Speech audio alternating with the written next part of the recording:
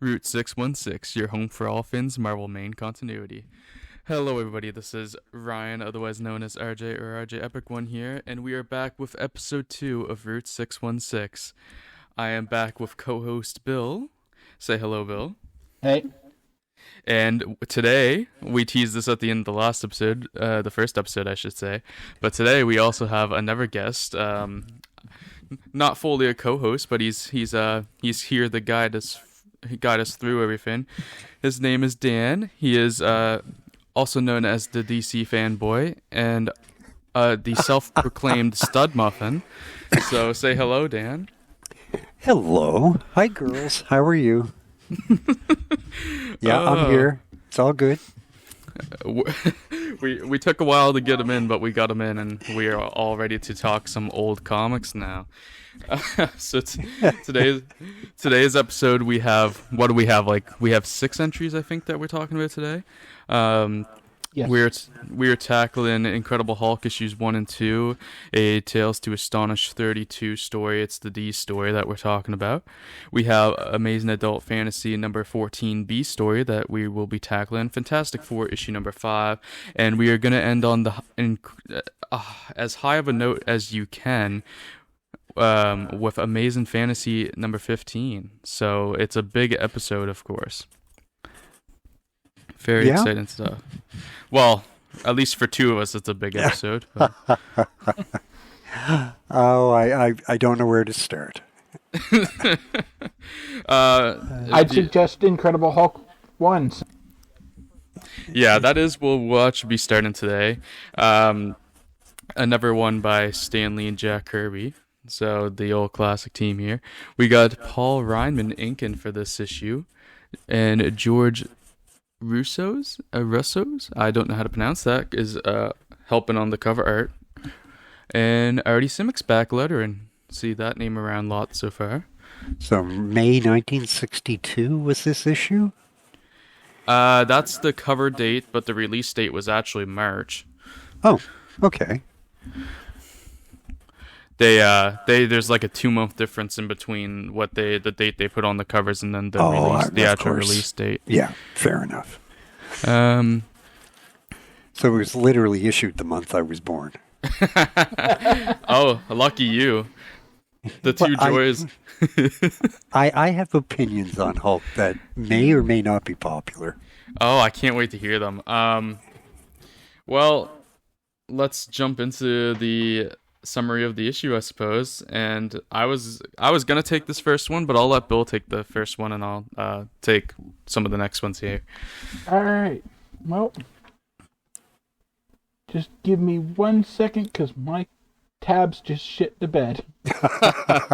No problem. I had a tab up for every single one of the comics we're covering today, and my computer did not like it. Okay, well, he's doing that. Why don't I throw a thought out there? Sure. Okay, because I know Hulk is not the most popular comic character in the world. I can't say that I understand why sometimes, because I always thought, as much as I've never been a big fan personally of the Hulk, I always thought it was a nice switch from the superheroes of the time, which were primarily some guy with powers who added, some, pick your insect / man to their title. And, and it was like, Iron Man, Superman, Batman. And then, Hulk was just a completely different kind of superhero. He's sort of, I don't want to say anti-hero because I don't think that's entirely fair, but he was just different. It was a great approach to trying to get something new done. Right? Well, yeah, that is a very good point, and I guess we'll kind of be touching on that as we go along too, because this is a very different character to kind of everything else we've talked about so far. I mean, Hulk in a lot of aspects, even including early on here, is kind of almost it's horror adjacent in ways, instead of just a superhero comic. And it's based off Jekyll and Hyde, for God's sakes. Right there, that's already. Yeah, and that alone, because going back in literature, Jekyll and Hyde was just one of those shocking stories that just captured the popular imagination. Um, the original stage plays for Jekyll and Hyde were a cause for a lot of consternation during the Jack the Ripper murders in England, because there was an American actor who played Dr. Jekyll and Mr. Hyde on stage in England at the time. And he was considered a suspect in the Jack the Ripper murders simply because his transformation on stage from Jekyll to Hyde was so dramatic and so, overwhelming for people watching the play. Women were fainting, things like that. Like, a little historical lesson here, but it was, Jekyll and Hyde was one of those things that even today still gets the plot, the plot line, the concept still gets reused in films and stories, even in comics as well. Jekyll and Hyde is a staple for a lot of things. I mean, speaking of that, Hulk isn't even the only Jekyll and Hyde character that Marvel has. There's literally an inhuman character, or, well, he's not fully inhuman, but he's really, like, he's connected to the Inhumans, but he's called Mr. Hyde. He's literally... there you go. Literally a that's going to turn up in Journey into Mystery relatively soon, actually. Oh, wow. I didn't realize that. But yeah, there's Hyde literally... and the Cobra are, like, the main enemies of Thor for a while, who aren't Loki. Yeah, Nice. and I think it stands out because in the 70s, maybe not so much in the 60s, I couldn't speak to the experience on that, but in the 70s, you started to see, for me, a lot of comic book characters who were superheroes who had a dark side. And, I mean, you saw it as they sort of, Batman became the Dark Knight.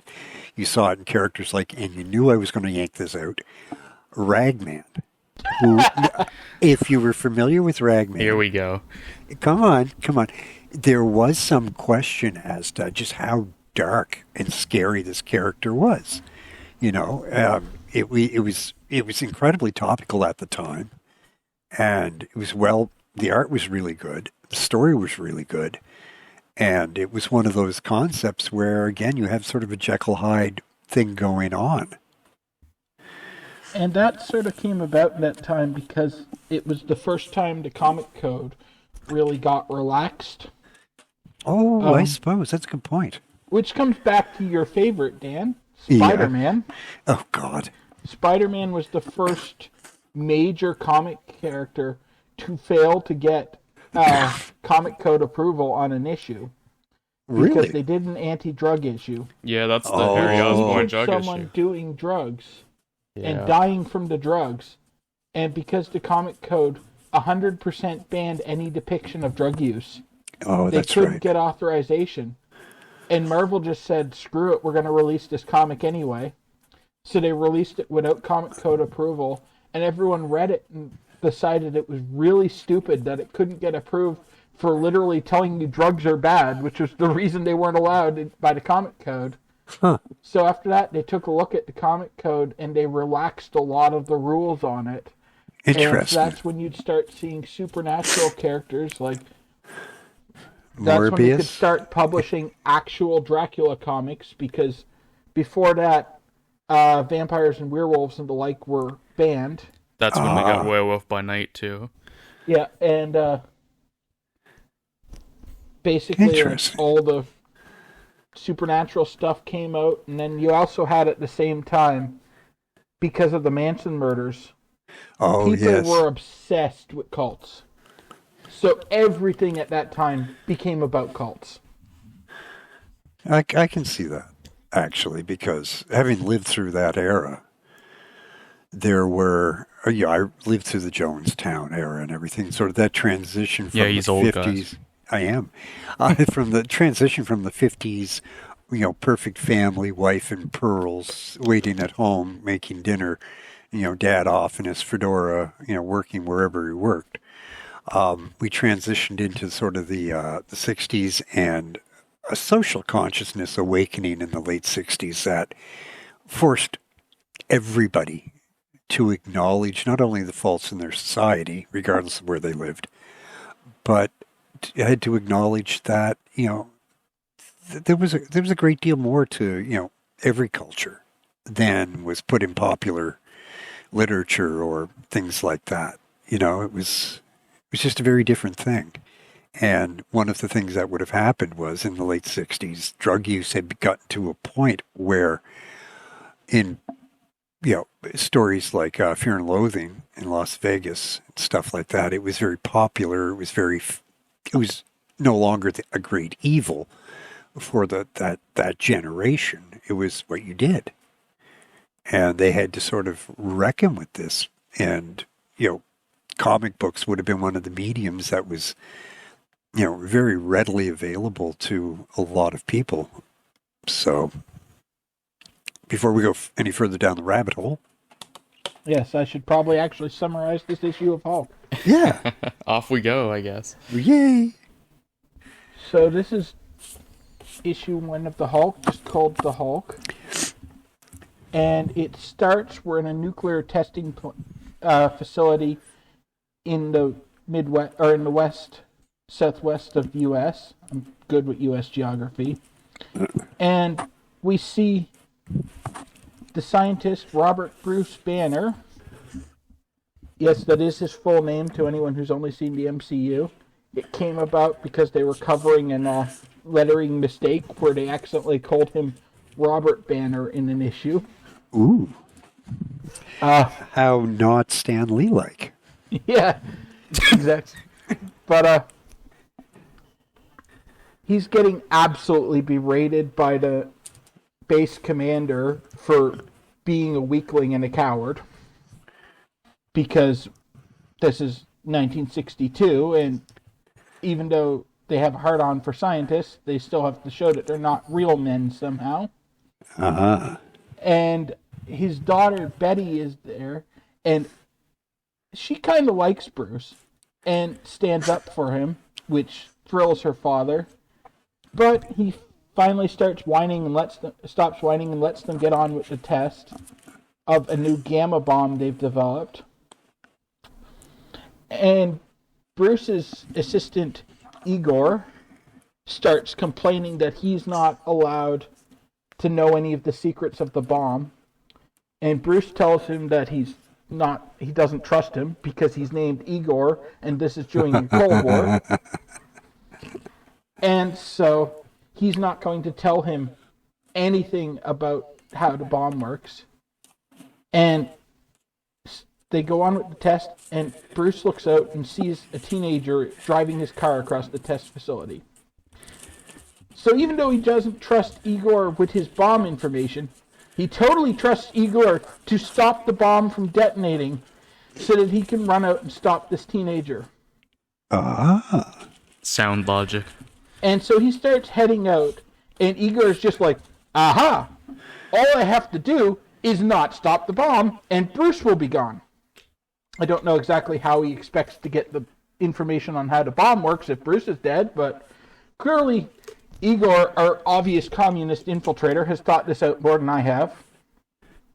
So Bruce rushes out into a test facility and yanks the teenager into a protective ditch just as the bomb activates. And Bruce is fully encapsulated with the gamma rays from this bomb. And they get him back to the base, they take him to the medical bay, and everything seems all right, even though he survived the impact of all the gamma rays. And because he saved the teenager, who's named Rick Jones just decides to give up everything about his life and hang around with Bruce.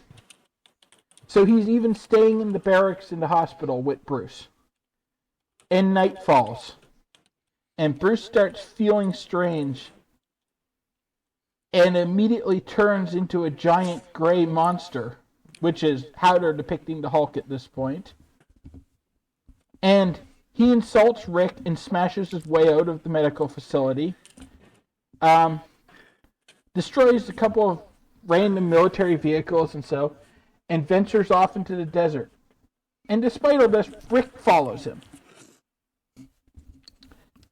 And the rest of the army immediately decides to kill him, of course. Of course. So he's hiding out in the desert, and army's searching for him. And Rick finds him, and he's decided he has to go to Bruce's house and get the formula. And so he goes to the base housing, where Igor is rampaging, ruffling through all Bruce's files, hoping to find the key to the bomb. The Hulk busts in on him. Igor tries to shoot him, and the Hulk takes his gun away, tosses him around, revealing the secret to the gamma ray bomb, which Bruce had in fact hidden in this house. Rick gets a hold of it.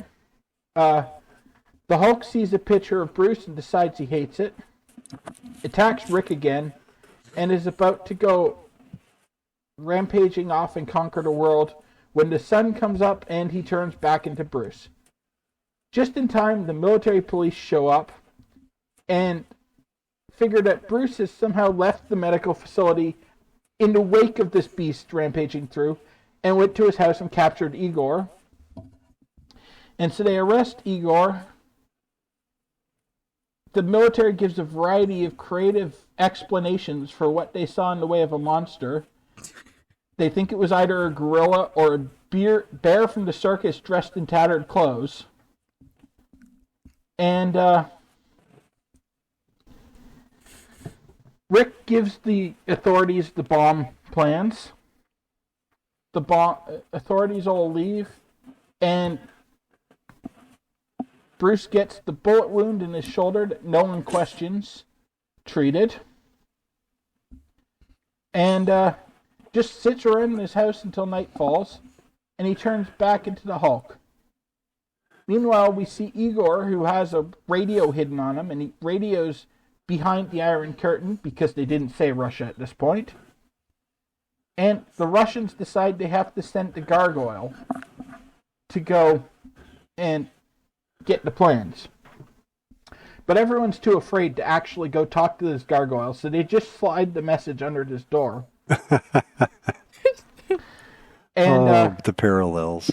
The Gargoyle laughs at how afraid they are, but decides he's going to go.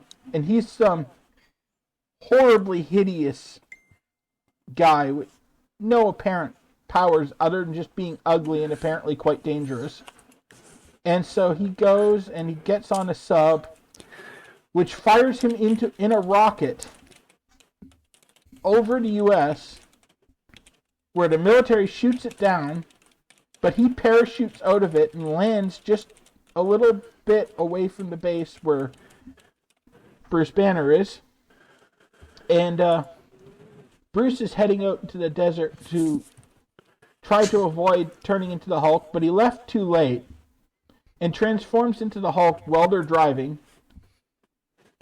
And the vehicle crashes, and the Hulk decides that he's going to go and find Betty.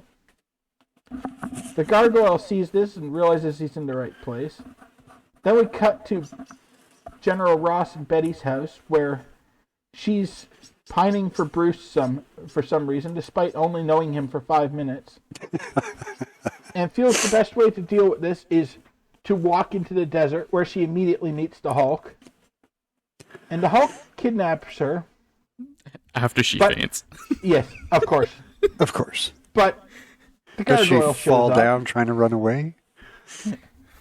and threatens him with a gun.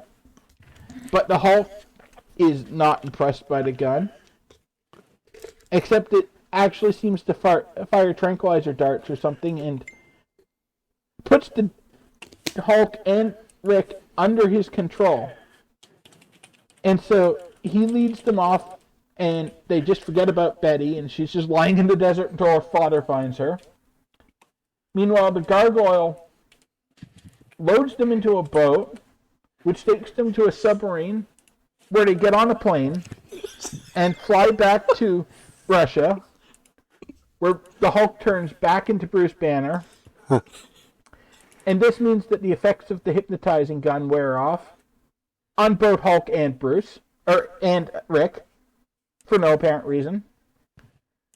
So the gargoyle can't really put together why Bruce Banner's now there instead of the Hulk, but he eventually figures it out and locks them up, but starts whining that he doesn't look normal.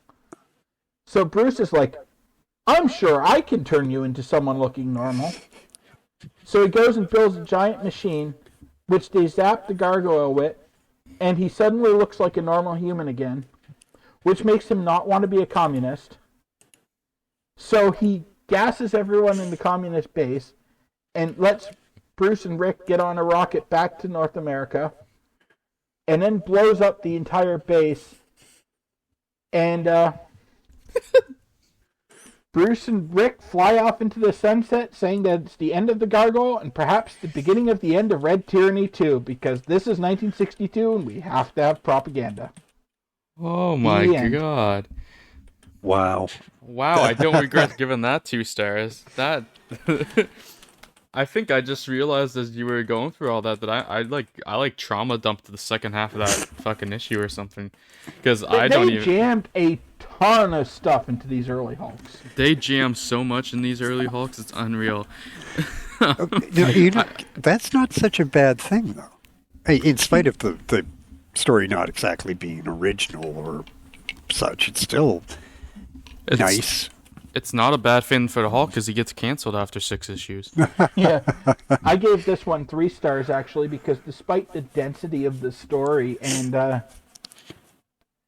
the general 60s Red Scare insanity they jammed in there, which I can't really hold it against it, because in that case I'd be docking every issue from the 1960s that tried to be remotely political. But other than that, like, the story was decent. The origin's good. I liked that it was Bruce that ended up solving the problem instead of just the Hulk rampaged his way into the solution, which unfortunately a lot of early Hulk stories ended up being. Eventually they get down how to actually use the character, and it becomes one of my favorite Marvel characters, but early on they have no clue what to do with him, so... He's just basically there to rampage a bit, and then Bruce solves the problem. It was actually nice. It was a surprising but nice. It was surprising but nice to see that Bruce Banner just came up with this machine and then like turned the gargoyle into a regular guy. Like when you think of Hulk, you kind of expect that it's just gonna be Hulk smashing everything until the problem's solved, but that's not what happened here. So that kind of was cool. Yeah, there's not actually a fight in this comic. No. There's the Hulk never fights Gargoyle. Or much anyone. He smashes some military equipment. They run into him with a Jeep at one point, which the Jeep loses, but he doesn't really fight the soldiers or anyone. He just kind of smashes walls and he smacks Rick Jones a couple of times, and that's about it. Yeah, but let's be honest. Nothing involving Rick Jones can be described as a fight. Well, I mean, who wouldn't smack him a couple times anyway, so... I do not like Rick Jones. I'll get that out here right now. He's fine in this issue, but he becomes a professional sidekick, and I can't stand him. I like Rick Jones more than Bill does, although saying that Bill also is kinder on ratings, because as I mentioned before, I rated this 2 stars to Bill's 3, so... I enjoyed this a bit less. I pretty much didn't remember the second half of this issue at all, because I more cared about the origin in this than anything. If it stopped after he got Igor, Igor got captured, if they ended it there, this would have been a 4-star issue. Yeah, I would have given it 4 stars if it ended there, honestly. But it didn't, so here we are. That was 10 pages into the 24-page comic. Well, sometimes you just need 10 pages. The a little note that was kind of interesting for this issue too is when he first transforms into the Hulk, there's actually this clicking sound effect that they're putting on a few panels that was interesting. That doesn't last at all. That was because there was a clock there. Oh, is that what it was? They were calling attention to the clock, he was getting annoyed by it. I think they were toying with the anger makes Hulk transform makes before Hulk they appear. decided to go the We're Hulk route. Yeah. Yeah. And that makes sense. eventually circle back around to anger. Yeah, so they kind of mix concepts up here in a way. Then my mistake. It wasn't a clock. It was a Geiger counter. Oh, there it is. He was testing the radiation. Gamma rays. Yeah, that's what it was. I remember that now. I went back and actually looked at that page because I just skimmed by it earlier. I was looking at it as you were. I look at when you summarize, and I just didn't read it at all. So. Yeah. Speaking of concepts that don't, well, that concept was completely different than what I was saying, but concepts that don't stick. This is Werehulk. He turns into Hulk at night and then turns back to Bruce Banner at day. And I for one am very happy that concept didn't stick. I do not like the Werehulk concept. Werehulk is the main reason I hate Werewolf by Night so much, because it's just Werehulk. Yeah, he that turns makes sense. into a mindless character that has no agency. Although in this issue, Hulk is the Grey Hulk that they bring back later as an actual persona, where he's of average intelligence and just kind of mean. But the mindless rampaging brute that they turn Hulk into at just happening at night, it was never really works. It seems like, at least if it's based on emotion, they can make it fit narratively, but. It seems to be sort of the trope of the time, though, because it's very much the nature of the beast. Dracula was only dangerous at night. Werewolves were only dangerous at night. Hyde only came out at night. And it was kind of the whole be afraid of the dark. And there may have been an attempt to kind of run with that, right? Because that's probably what it was. It's more the lack of agency. Yeah, because you're talking. That I find makes the characters not work. Yeah, rather than expressly being at night. Yeah, because the thing is, you're talking about Hulk in his original form here in this first comic wasn't a superhero of any kind. It was just simply this entity that Robert Banner became, at night, and there's that sort of werewolf / Frankenstein feel to it. Both werewolves and Frankenstein at that point in time were, bad guys. They were scary. And I can see where they probably had an idea of where they wanted to go with the Hulk at first, where, he was a bad guy. He's very much not a hero. Exactly. And I don't think it occurred to them probably when they first started this to make him a hero. They were probably capitalizing on the whole Red Scare concept, and it's natural. You see it in today's politics, where politicians will play on people's fears as opposed to their hopes. And I can see where even back then, when Stan Lee and Jack Kirby were doing this, they were probably looking at it going, we're going to sell these if we can scare people. Because we've got all these superheroes. How about we go in a different direction? Well, just a thought. Yeah, that makes sense. At this point, they actually don't have all these superheroes. This is actually one of the first main characters that has come about. They have 4 superheroes at this point. Yeah, essentially. Even Ant-Man was a single throwaway story at this point that they never intended to go back to. Ant-Man is an Ant-Man, yeah. So it's pretty much just a Fantastic Four and now Hulk. And Hulk was advertised as something completely different, like in the pages of they advertised him in Fantastic Four in issue 4, on the tops and bottoms of the pages, and they're saying things like, "What is the Hulk? Who is the Hulk? He's different." Like they're talking about how different he is and everything. Although on the hero aspect side of it too, on the very first page of the comic, they do say watch as the Hulk becomes one of tries to be. How do they word that? They're like he becomes one of the world's greatest heroes or something like that. No, it's half man, half monster. The mighty Hulk thunders out of the night to take his place amongst the most amazing characters of all time. Characters, it says characters. Okay, I thought it said heroes. At this point, they still intended it to be a horror comic within the constraints of the comic code, but that lasts exactly 1 issue.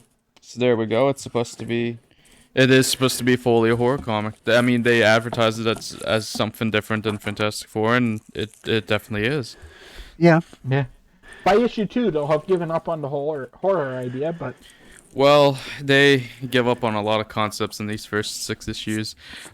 Basically, every issue is a complete reboot. Pretty much, yeah. They kept the Weird Hulk element for issue 2, but it's a zany sci-fi hero adventure instead of like a dark, gritty horror like this one's presented to be, although it's not really that gritty given that the comic code at the time wouldn't let them do anything actually scary.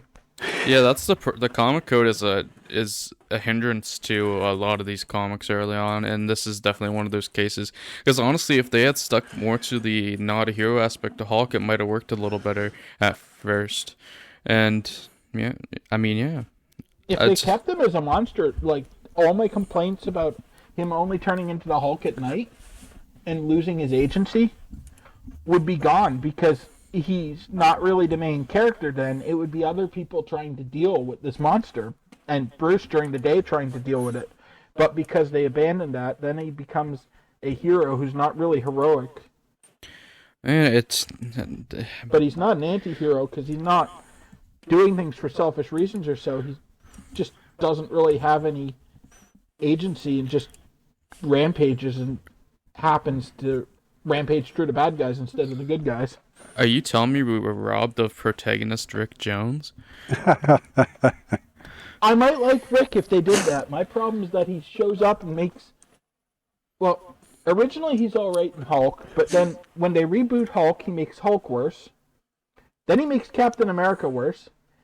Then he makes Captain Marvel worse. As shocking as that sounds, because Captain Marvel was already pretty bad.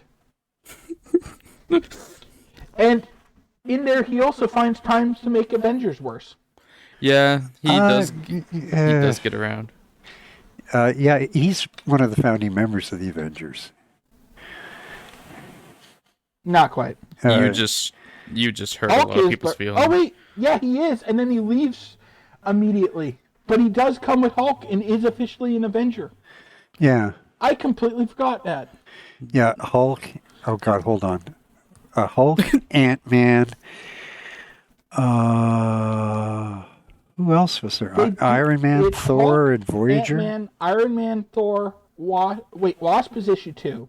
Okay, but Voyager's in there as well. Because I only say that because on the poster that I was putting up on my daughter's wall after the nightmare that was yesterday is the poster I had on my wall, and Voyager is listed as one of the Avengers. I think that's a later retcon. Yeah, is that a retcon? Oh, okay. Okay, my bad. My mistake. I'm up to 75, and I haven't read a single comic with Voyager. Voyager's a relatively new character. Okay. Voyager, that's the female character, right? Yeah. Yeah, they just debuted in like 2017. Yeah, the original Avengers lineup didn't have a single female character, and in the second issue, Wasp was just there, and now she's an Avenger too, but I don't recall her being there in the first issue. They have since retconned Wasp as a founding Avenger, even though technically, if you look at the issue layout, she wasn't, since she doesn't appear until the second issue. Yeah, because I think she's added to Giant Man in between issues 1 and 2. Probably. And they just assumed she tagged along originally, because no one ever mentions her being there, or like anything unusual. It's just like she was always here. But so that retcon happened immediately, but when they released issue 1, I don't recall her being in it. Yeah. Actually, I'm just looking at it now, and you're absolutely right. Thor, Ant-Man, Hulk, and Iron Man. Yeah, it's just 4 originally. Yeah, although Wasp is on the cover. Yeah, because people think a lot of... Oh, no, maybe she was in the first one then. She's not listed sort of in the little bubbles above the Avengers, but she's on the cover. Yeah, but that's not the full team necessarily. She might have appeared without actually being like 4, even when Avengers were up to having about 20 members. Huh. So she might have been there because early on they didn't really do anything with Wasp. She'd just be in the background of a lot of scenes and make a joke or two, so... Yeah. And then they continued that for the next 60 years. Just kidding. I'm sorry, Wasp. But I mean, a lot of female characters are disrespected for a long time, as we kind of talked about with Sue Storm. Looking for good female representation in the '60s is a bit of a losing battle. Yeah, it's like looking for a good Hulk comic. Oh no, there's a ton of good Hulk comics in the '60s. Yeah, I was just making fun of this original '6 run. We didn't fully talk about the actual character. Of course, this is the first appearance of everybody that's in this issue. The site we're using, Complete Marvel Reading Order, lists this as the first appearance specifically of the Grey Hulk, which does make sense. Bill kind of touched on that. Grey Hulk comes back, Grey Hulk disappears relatively fast, but then comes back later to become a different version of the Hulk, but it's still Bruce Banner. That's in the '90s that he becomes an actual feature, but it is officially, it's been retconned to just being Grey Hulk, as opposed to just Hulk with a coloring issue, which is what he actually was. And Grey Hulk becomes technically the coloring issue happened in issue 2. Yeah. And Grey Hulk becomes Joe Fixit, of course, and then blah, blah, blah. And the modern day Hulk has all different personalities, and that's a whole different thing, so yeah. And then Betty Ross, Rick Jones, and General Thunderbolt Ross, this is all of their first appearances. Similar to Spider-Man later on, it's great to have the greatest antagonist of Thunderbolt Ross here from the start, kind of like J. Jonah Jameson later on, but we'll talk about that at a different point. Thunderbolt is a vastly inferior JJ. He definitely is, but he's JJ had, even early on, JJ had depth. Thunderbolt is very much a one-note character for a long time. For a long, long time, he is a one-note character. But all of those 4 characters I just listed they all appear next issue, and technically Grey Hulk's the only one that really changes in doesn't appear in the 6 issues because it turns into the Green Hulk we all know. Then for the villains, we have the first appearance of Gargoyle, of course, who next appears in Rampage and Hulk issue number 1, which I don't even think I knew was a title. Gargoyle and Eagle are just return when they retell the origin. I don't think either of them have actual future appearances. Yeah, that looks like it's the case looking at these appearances. It says Igor Drenkov appears next in Incredible Hulk number 312.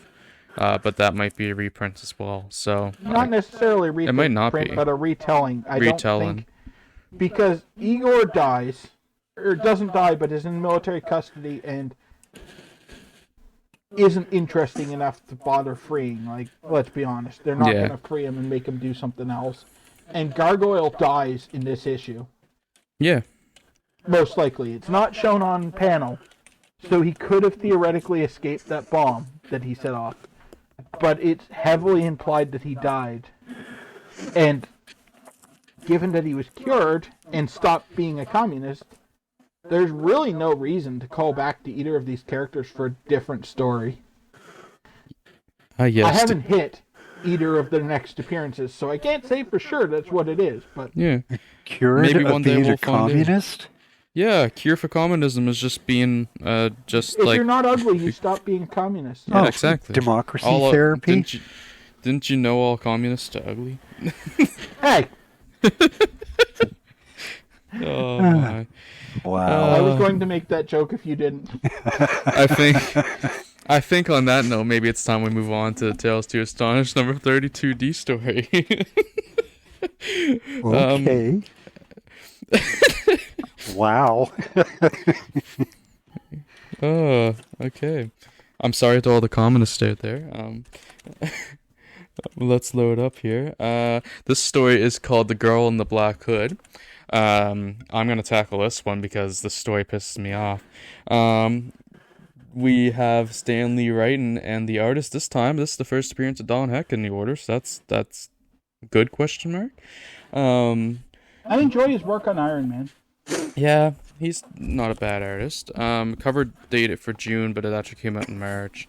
This is only a 5-page story. It's not in the first page is just one panel here. We start out with a girl in a black hood, believe it or not. It talks about how she had wealth and fame, and she also had a strange secret underneath her black hood. And then we meet this man. Does he even get a name here? I'm trying to find out. I don't believe he gets a name. Oh, he does. Oh my God, it's Casper Jones. His only appearance, by the way. We meet Casper. In that case, I don't believe they say his name in the comic. It might be in a handbook that they actually mention his name. Yeah, that could very well be the case. I don't remember seeing his name actually written anywhere in the comic. I'm kind of just going through the story. I don't think his name is said. I believe you're right. So that was probably in a handbook or something, like you said. But yeah, his name's supposedly Casper Jones. This random guy has a nice hat. Yeah, no connection to Rick. Maybe one day. But he basically, the whole point of this comic is he wants to find out what this girl's secret is under her black hood. And he also wants to rob her. He does want to rob her as well, yes. And the wanting to know her secret becomes his downfall. But he follows her on a train, I believe, and then catches up to her, gets to her studio. They talk about...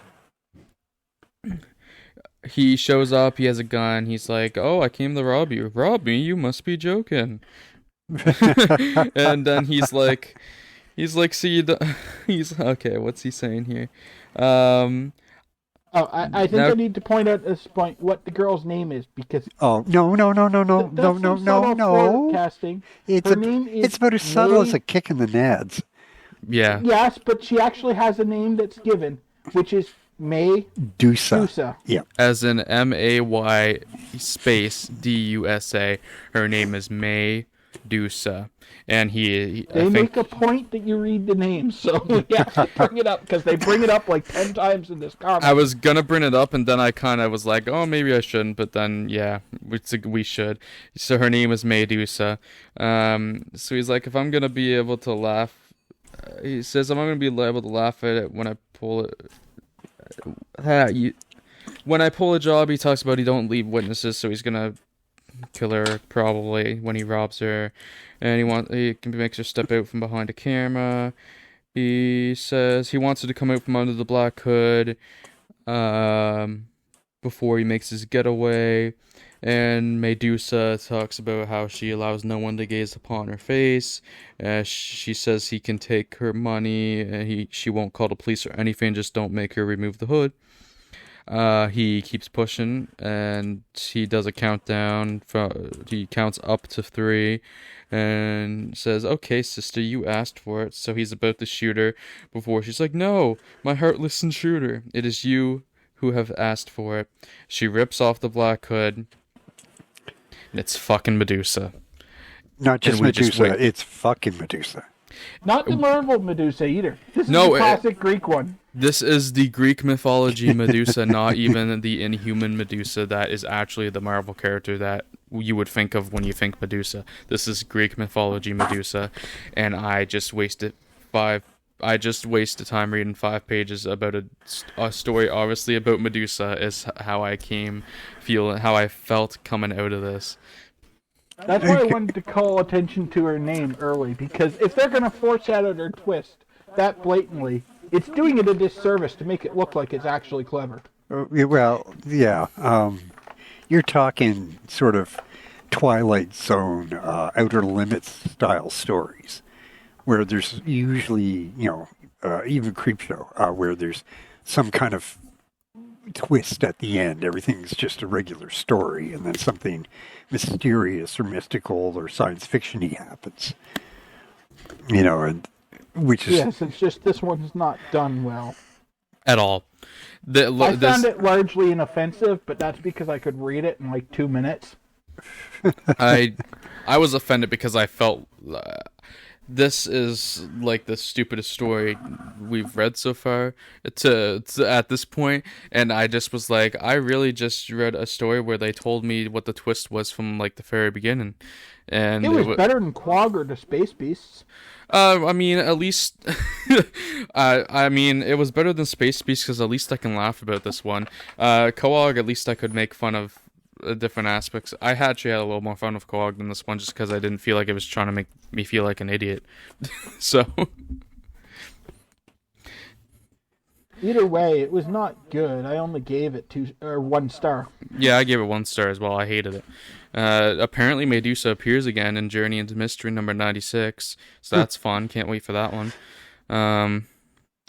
It doesn't say this is her first appearance, so I don't know if she appeared before this or if it's just a side error or what's going on. But yeah, no, they actually have another Medusa story that happens like 20 years later, because this one's a flashback. It takes place, I believe, in the 30s. Huh. Golly gee, I can't wait to read more Medusa. It's actually, well, she's not May in that one. She's just actually Medusa. And it's another one of those throwaway little 5-6 page sci-fi stories. Makes sense. With no real connotation.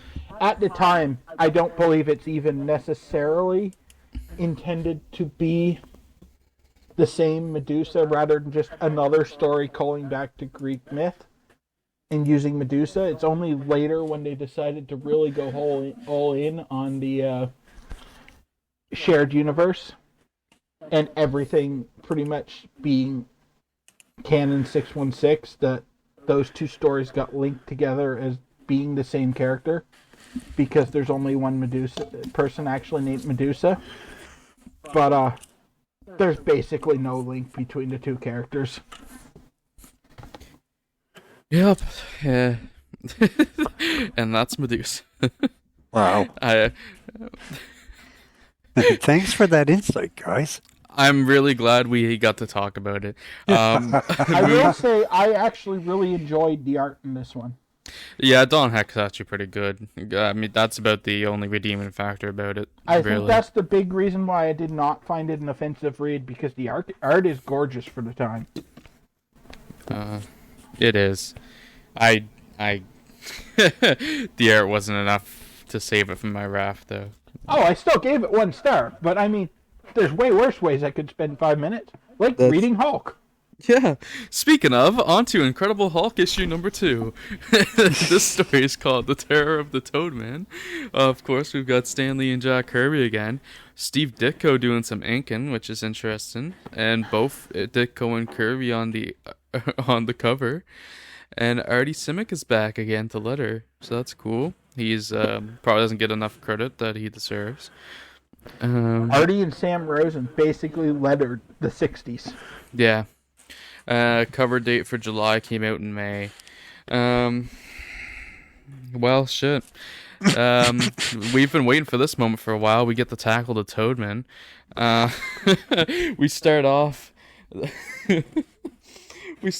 the Hulk walking through a swamp. It says, like a savage marauding monster from some mad netherworld, the frightening figure of the Hulk suddenly appears from out of the murky swamp, and our mind-staggering adventure begins. So that's how we start off. And quickly, some cops appear, and they're scared off by the Hulk. They're like, "Oh, he's still alive. We gotta make it to town and warn the others." So they do just that. They warn everybody in the local town to hide in their houses and hide away from the Hulk. We need to point out, if it's not clear at this point, in this issue, it is actually the Green Hulk.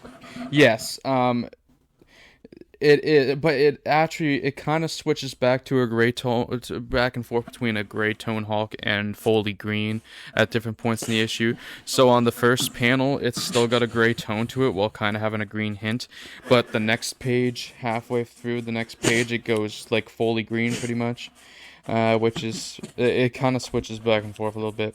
But Hulk's I think that might be just your scan, because in mine he's fully green. Yeah, it might be. I'm not fully sure. The version what I have, one of the main things about this issue is he kind of switches a bit back and forth. But like, there's a fully gray Hulk later on and everything, so it kind of goes back and forth between. So we have a Green Hulk rampage, and then he smashes down a brick wall, and he pulls a lamp out of the ground and everything. There's cowboys jumping. There's guys dressed like cowboys jumping on him. Fantastic. Then suddenly Rick Jones appears, like, "Hulk, listen to me."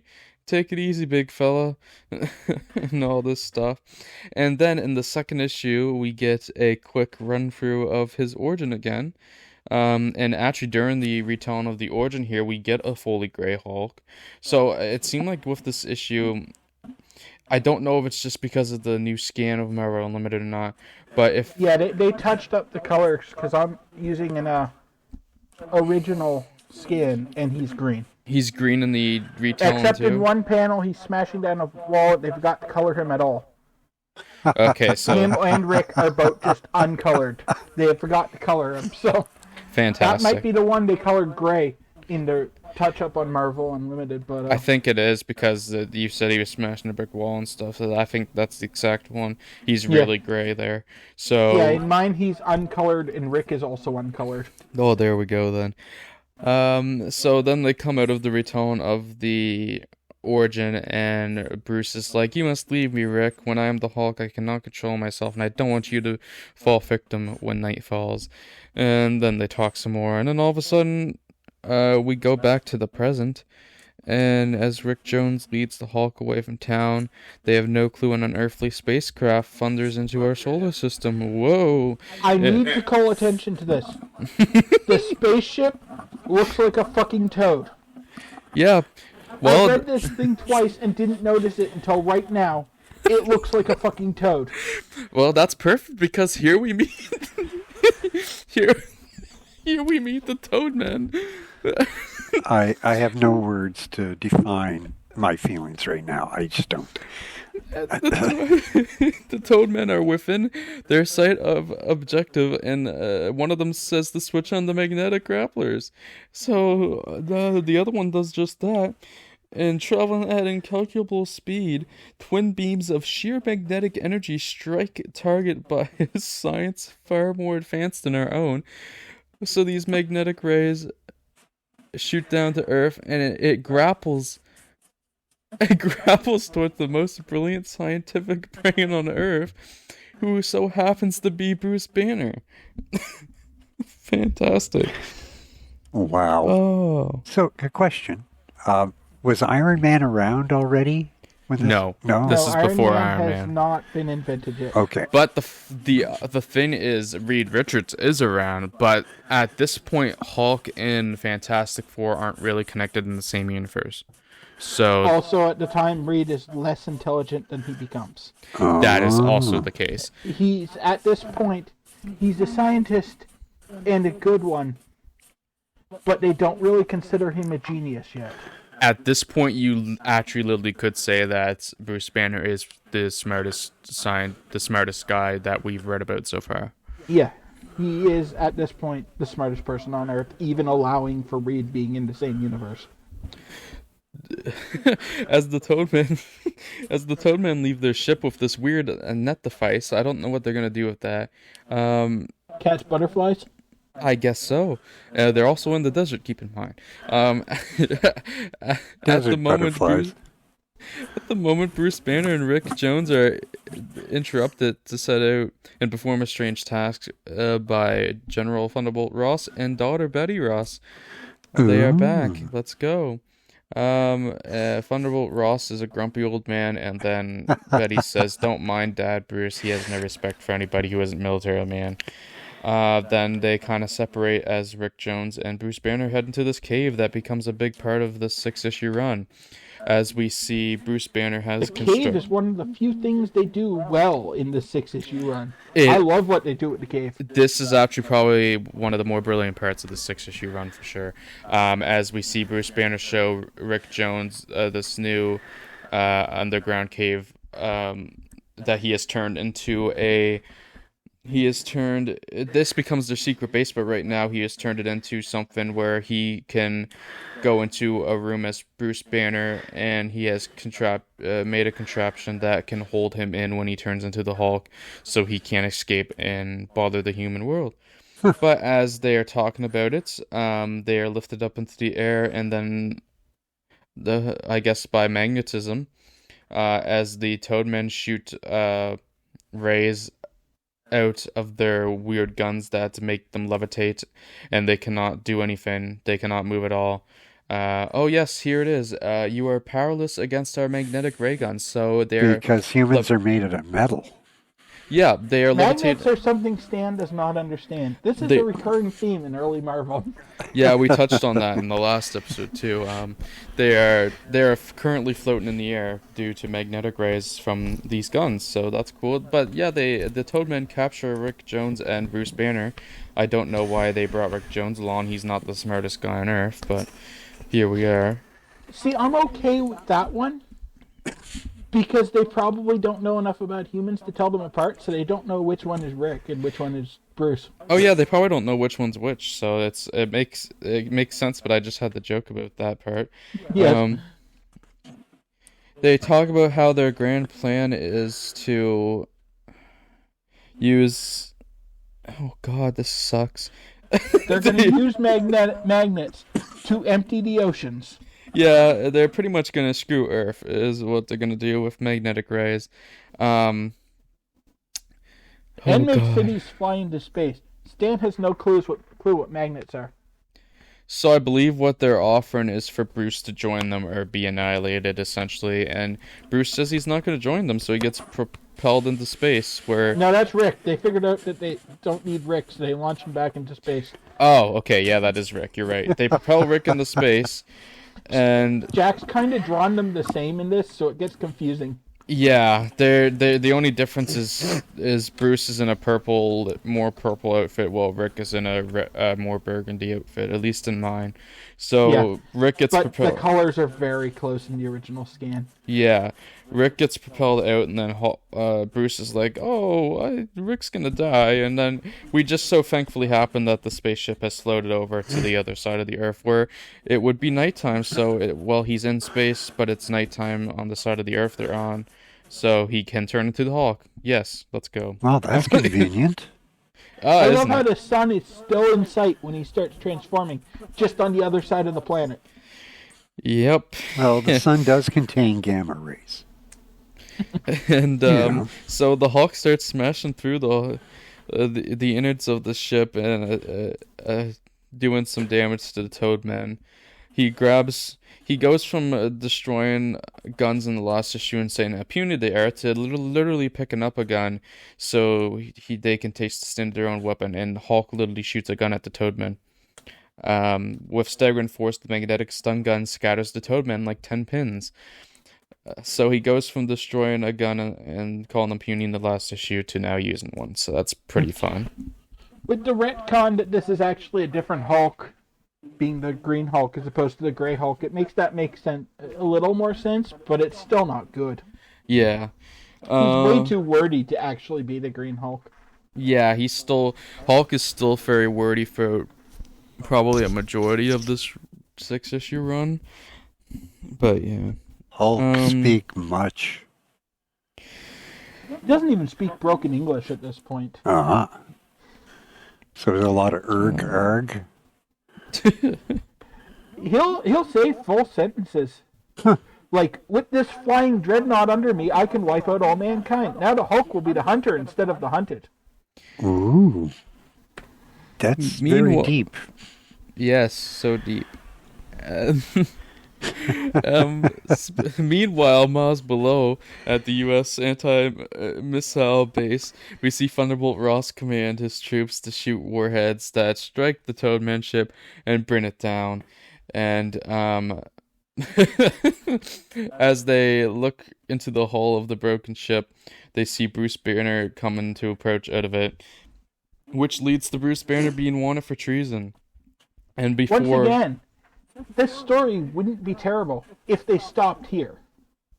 Yeah. However, we're only 12 pages into it. Jesus. We are. Really? And it's... Yes. Wow. We're only... Yeah. This is the halfway point of this story. Oh my dear God in heaven. This is like freaking Pride and Prejudice. Just goes on forever. And Ryan is doing a good job of condensing down the stuff that happens. I'm really trying. Before the Toadman can be discovered, they make a hole down through the ship and through the ground, and then we see them digging underneath the earth, so they are escaping. A whole 6 inches under the crashed ship, but the ground doesn't cave in on them. Yep. And they escape, so the military doesn't find them, and this is what leads to Bruce Banner being wanted for treason, because they think he is behind all of this magnetic shit. Oh. And we see the Toadmen appear from out of the ground again, and they send a signal to their emperor. I'm gonna assume that's the emperor, because I forget and I'm not reading anymore. Jaunty crown. He does very much have a jaunty crown, so we're gonna call him the emperor of the Toadmen. We see Bruce Banner locked behind. Bars. Won't be the last time. And Rick Jones is there, and he's saying how they don't understand, blah blah blah. How can they call you a traitor? And then he's whispering to Bruce. He's like, as soon as it gets dark, the Hulk can bust out of this joint with the power of Hulk. And then suddenly they're all distracted. General Ross gets a phone call, and then we see there's a ton of Toad ships in the air. Whoa, it's an invasion! This invasion goes about as well as WCW with WWE, but that's not what we're here to talk about. Suddenly a powerful magnetic impulse jams every Earth TV, and they receive a message from Emperor Toadman. That's... Oh my God. Even now, my invincible forces control the skies above the planet as they prepare to launch the greatest threat you can imagine. Within seconds, our fleet shall be in position to hurl all of the mighty magnetic powers at your moon, causing it to leave its orbit and spin ever closer to your helpless Earth. So their plan is to propel the moon into the Earth. I mean, not the worst plan, but it's still bullshit. They're talking about how the tides will rise because of magnetism, and how this essentially is just going to end it's going to be the end of the world. Well, we know where Michael Bay got his inspirations. Yeah, big Hulk guy, Michael Bay. We then go back to Bruce Banner as he again turns into the Hulk because it's become nighttime, and then he smashes out of his cell. But I like to point out that in my Marvel Unlimited scan, we can literally see him going from Gray Hulk into Green Hulk for the panels, and it's pretty fantastic. Yeah, they definitely recolored that, because in mine he's yellowed and oranged and green, and I think they're just trying to do like a transition to green that's not working because he's uncolored as Bruce, and then. That is literally. I don't know where the orange came from. Could literally it be, their goal. Yeah, but could it be using the colors to suggest different emotions or something? No, they're just with my Marvel Unlimited scan. They're literally what they're doing is they're using this as a way to retcon like that. They're trying to kind of use it as It seems like they're using it to explain why he's now green. Like Yeah, they're trying to apply the retcon to this issue with the coloring, because it would have been uploaded to Marvel Unlimited after they retconned Grey Hulk being a different persona in the 90s. Yeah, because when this issue was originally written, literally the colorist got the wrong directions on what color to color Hulk. Oh, okay. And so he colored him green. Well, there's the classic, and they liked it, so they just went with it. Okay. There's the old tale too that the gray was expensive, blah blah, but there was the coloring issue, and then the green is better, really, objectively. The green is better, but originally it was literally just that the colorist got the wrong directions and colored him wrong in the second issue. And then it just stuck. So there's no question about quality control here or anything like that. No. I mean, when your main competitor is responsible for publishing your books, you're probably not in a spot to worry too much about coloring. And that's not a joke. DC was actually publishing their books for them at this point. No, that's fair. That's why they have so many half-issue heroes going on in a year or two, because they were only allowed to have 8 superhero books under their contract with DC. Oh. The more you know. 8 superhero books a month was all DC would publish for them, because otherwise they were cutting into DC's superhero business. Yeah, that's fair. we see Hulk can make it a short distance away, and he knocks down a tower with guards in it. How nice of him. I'm going to die of old age before you finish this synopsis. Oh, I'm at. Don't worry, buddy. I'm at page 18. There's only 6 pages left. Oh my God. I guess Rick Jones must be with him because he says there's somebody saying, "Let's get out of here. We've got to warn General Ross." Oh no, that's the troops. Okay, this story is hard to follow sometimes with the shit that goes on off panel. He smashes into Betty's house.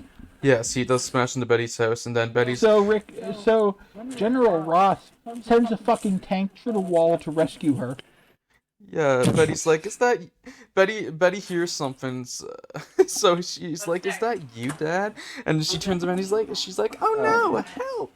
And then that's when General Ross sends the tank in, because he's worried that his daughter's gonna get killed by the Hulk. And then Rick Jones... So it wasn't just the MCU movie where he has a callous disregard for his daughter's safety in catching the Hulk because he sends a tank into her living room.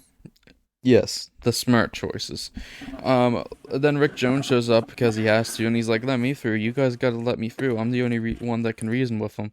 And then we see troops, General Ross, Rick Jones, all with a tank behind them, as Hulk stands there menacingly with Betty Ross's mouth agape.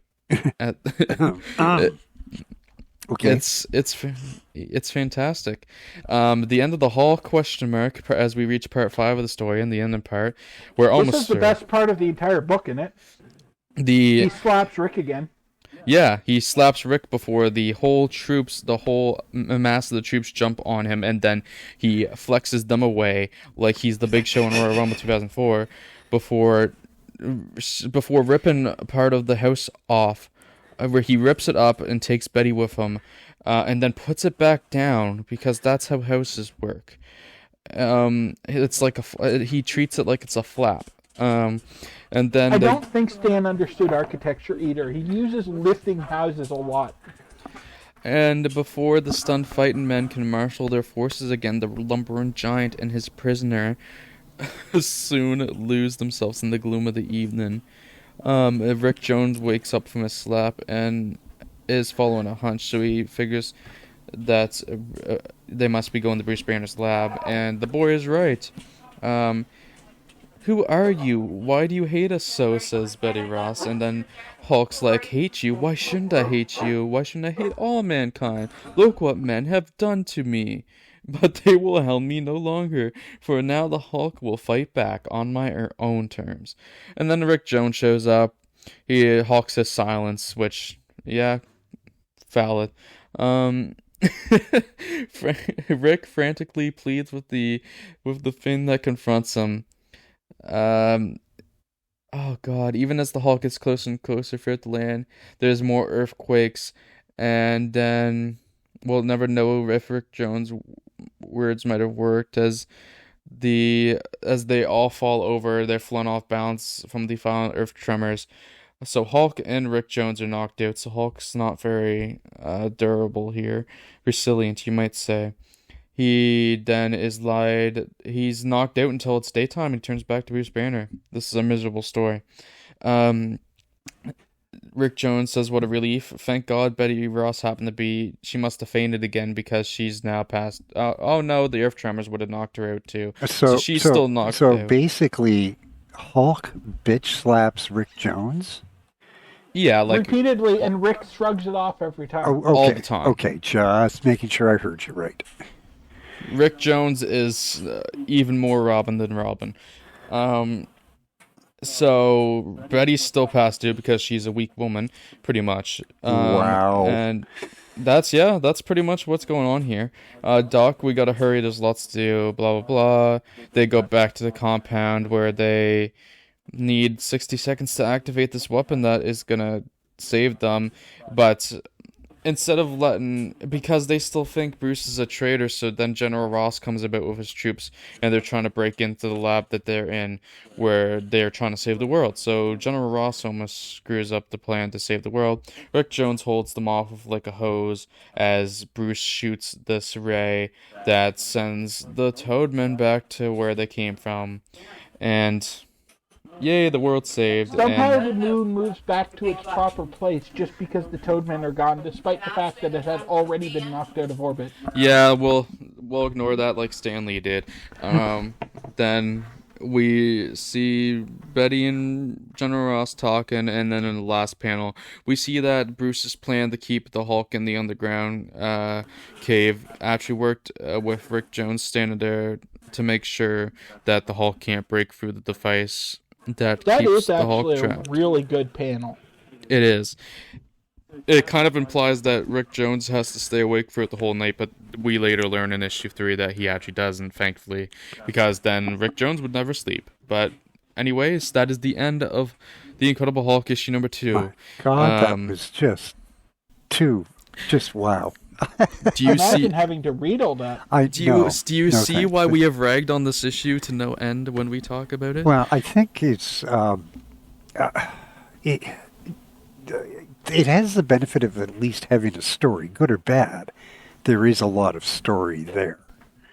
There's too much story. You're not suffering the one panel, I'm suffering.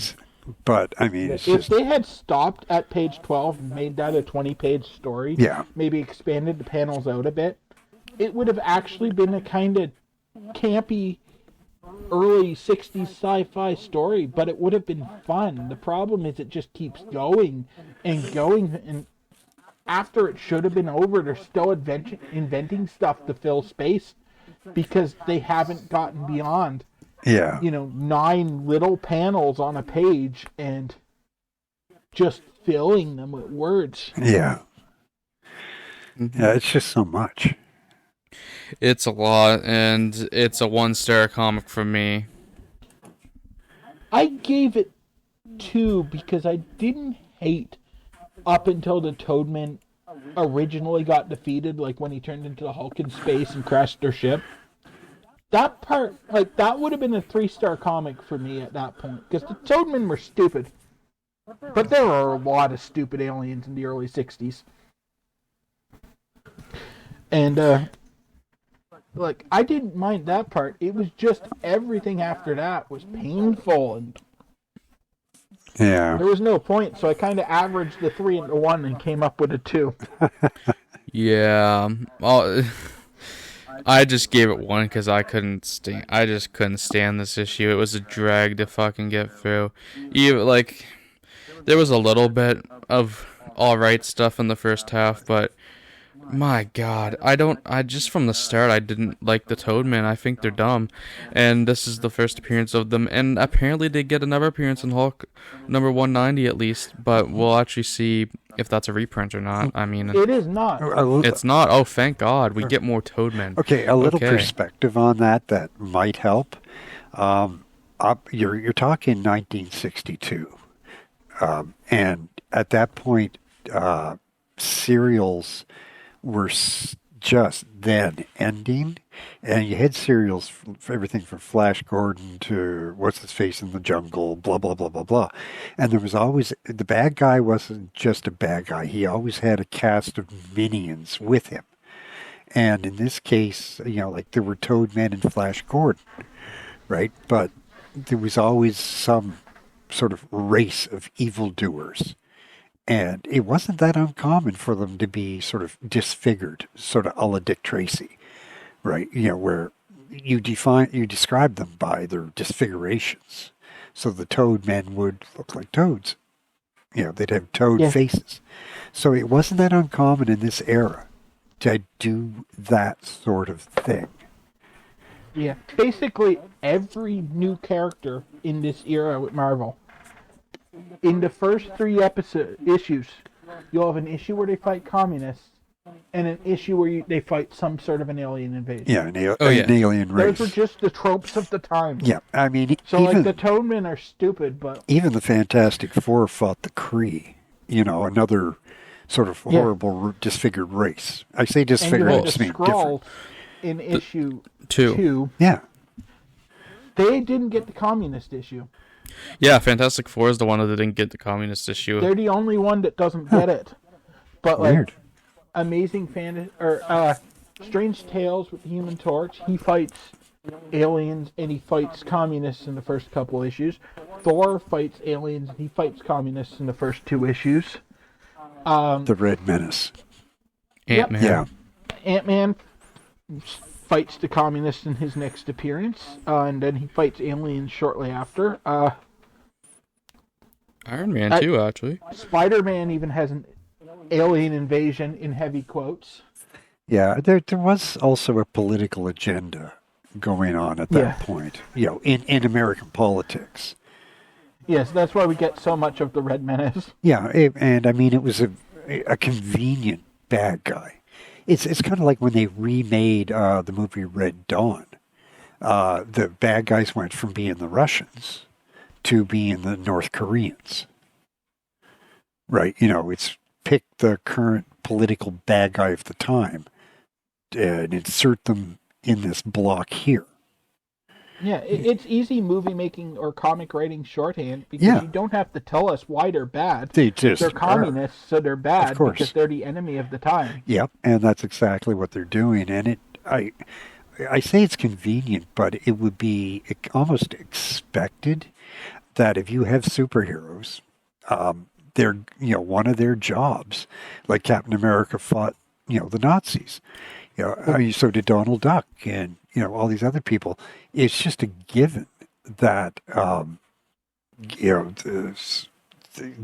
Hulk will face communists at some point. I mean, even if you go back to the older films, Basil Rathbone's Sherlock Holmes, he has a go at the Nazis in one of the films.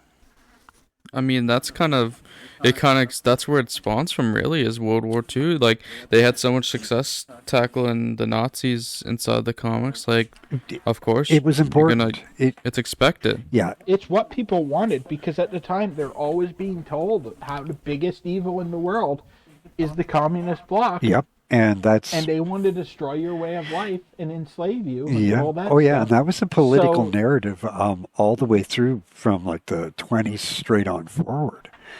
Yeah, even in the lead up to World War II, the Russians were the main antagonist until Hitler people attacked. pegged on how bad the Nazis were, and then they relaxed on the Russians. But by like 47, they're back on the Russians. Yeah, but I mean, even Churchill himself said, I don't care who you are. I would lie down with the devil if, I'm sort of paraphrasing, but basically he said I'd lie down with the devil if he was willing to fight the Nazis, because the Nazis were the bad guys. And while they were allied with the communists in the first part of the war, sure, everybody hated them, but then when Hitler attacked Russia, then suddenly the Russians became our friends. And they stayed our friends until the end of the war, when, the Cold War slowly started to rise. And this is pure Cold War era comic books. The enemy of my enemy is my friend. Yeah, literally. And honestly, like, the aliens are basically a stand-in for the Russians. Yeah. And I can see that. Like, this... They could have very easily done the exact same story with, like, a random Russian scientist. Yeah. But I'm sure they were thinking, we did Russians in the last issue. Let's take a break this month. month. Let's change things around a bit, so we'll use aliens. Yeah. And it makes sense. If you're going to be a hero, you have to have bad guys to fight, or you're not a hero. Yeah. You're just a guy in, his long johns running around with a bed sheet tied to his back. That's why I don't take issue with the first half with the Toadman. It's just once the story should have ended. It did, yeah. And it's not even half over, and they just keep going and going that it became terrible. Yeah. Yeah, Because, the realization like I said, that we were only halfway done. Yeah, the Toadmen are cheesy, but most of the plots they're telling in 1962 are cheesy by modern standards. Yeah, so. and their audience at that point, I think, was a little bit younger than the comic book audience now. Yeah, these are written for children. Exactly. And there was probably a need to keep it reasonably simple and keep it as something that wouldn't offend the kids' parents. Which actually makes this issue worse, because it is way too complicated and wordy for children. Oh, I don't know about that. No, seriously. I think one of the things that comics did succeed in doing, and it's the greatest thing about comics, is it tackled illiteracy on a huge scale. Most people don't realize how rampant illiteracy was in the 40s, 50s, and 60s. That's a good point. I'm aware of comics helping the reading and so. It's just, I'm an adult, and this was tough to read. Yeah, okay. I concede that point because you're absolutely right. There's a lot there. It's not that I didn't think they could read stuff. It's they just put way too much for a developing reader. Yeah. No, and that's entirely fair. And I think you see a lot of that in the Western comics of that era, the fifth sort of 60s, where it was insert particular cowboy's name into this storyline. Kind of like... Yes, the blank kid. Yeah, the blah blah kid versus the blah blah black hat guy, and his gang, who are trying to either take over the town or take over the cattle rustlers, or... They're either stealing cattle or robbing the bank. Yeah. Or just attack him for some random reason. Yeah, and sometimes the bad guy or the good guy gets mistaken and blamed for being a bad guy. There was only so many plots that they could use, I think. They have 3. And... I've read hundreds of the Western comics at this point. They have 3 plots. There you go. And... Okay. Yeah, anyway, sorry, I kind of switched off topic. I really do think that, in spite of the fact that it's very wordy, I don't think it's as much of a detriment as you guys suggest it is, because the other thing kids wanted in the 60s was they were trying to sort of getting tired of the Hardy Boys and such, and were looking for, different, long, interesting, deep stories that were different. Yeah, see... I don't think that being wordy by itself is a problem, because Chris Claremont will come along in 10 years and write some of the wordiest comics. Oh, okay, that's also and fair. And they're considered classics. Yeah, he made a career off that. Yes, it's this level of wordy paired with being incredibly boring and not at all clever that becomes an issue. Yeah, keeping in mind we're talking take that. Yeah. Keep it in mind, we're talking about a title also that got canceled after 6 issues, so obviously there was a lot of stuff not working here. Yeah. Yes, this title objectively didn't work because it was the only one of the early heroes they tried that got canceled. Yeah, but they just couldn't find the right actor to play the Hulk. That's all it was. That really is it, because they try like 4 or 5 different iterations of how the Hulk works. Yeah. And by the time they figure it out, he's already canceled. Yeah. Well, on that note, let's move on to Amazing Adult Fantasy to get something that's just inconsequential instead of actually bad. Here's another 5-page story for everybody. We've got Stanley we've got Ditko this time, so I guess there's a positive. And cover date for July, but it came out in April. This Amazing Adult Fantasy, this is the B story, and it's called Man in the Sky. I'm going to tackle this one, then I'm going to leave Bill to the last 2. We have the first and only appearance of Brad Carter, who I believe is the father or brother of the main character, Tad Carter, whose first appearance is here. He's the father. He's the father, okay. And then Tad Carter apparently next appears in X-Men The Hidden Years number 15, which might be a retelling, I would think, but I'm not sure. I have no idea. That was published in 99. I'm nowhere near that one. Yeah, I mean, there was a lot of comics in the 90s and a lot of retellings in the 90s, so it could be retelling, could be a new appearance. Hard to say. He could also actually have turned up in the X-Men at some point. Yeah, that would be something. We start off with a one-panel page here. Yes, Tad Carter really is flying above the city, but that's not the only strange thing about him. I love this panel. I was going to say that I'm looking at it right now, and it is actually really, really nice. It's Steve Ditko at his finest, really. This is Steve Ditko 101. It's good shit. Steve Ditko is very good. Yeah. Oh, it's just proportionate. The way they do the sky, the colors, everything. It's really nice. This is a very well drawn story in general, which I think is why I gave it 2 stars over just 1, because I actually really enjoy the art in this story. I gave it 2 stars. I gave it a full 3 stars because I found the story, 4 or 5 page sci-fi story. It's pretty good. It's inconsequential, but it's really good. And it ends up becoming a very significant story in world building. Yes. Yeah. At the time, it was just a little sci-fi story, but they built on it a lot when X-Men come up. Yeah, exactly. And we're about to get to that. Why it is so important, too. But it talks about how his father, Brad Carter, perhaps it started with the big bomb for Brad Carter was an atomic scientist.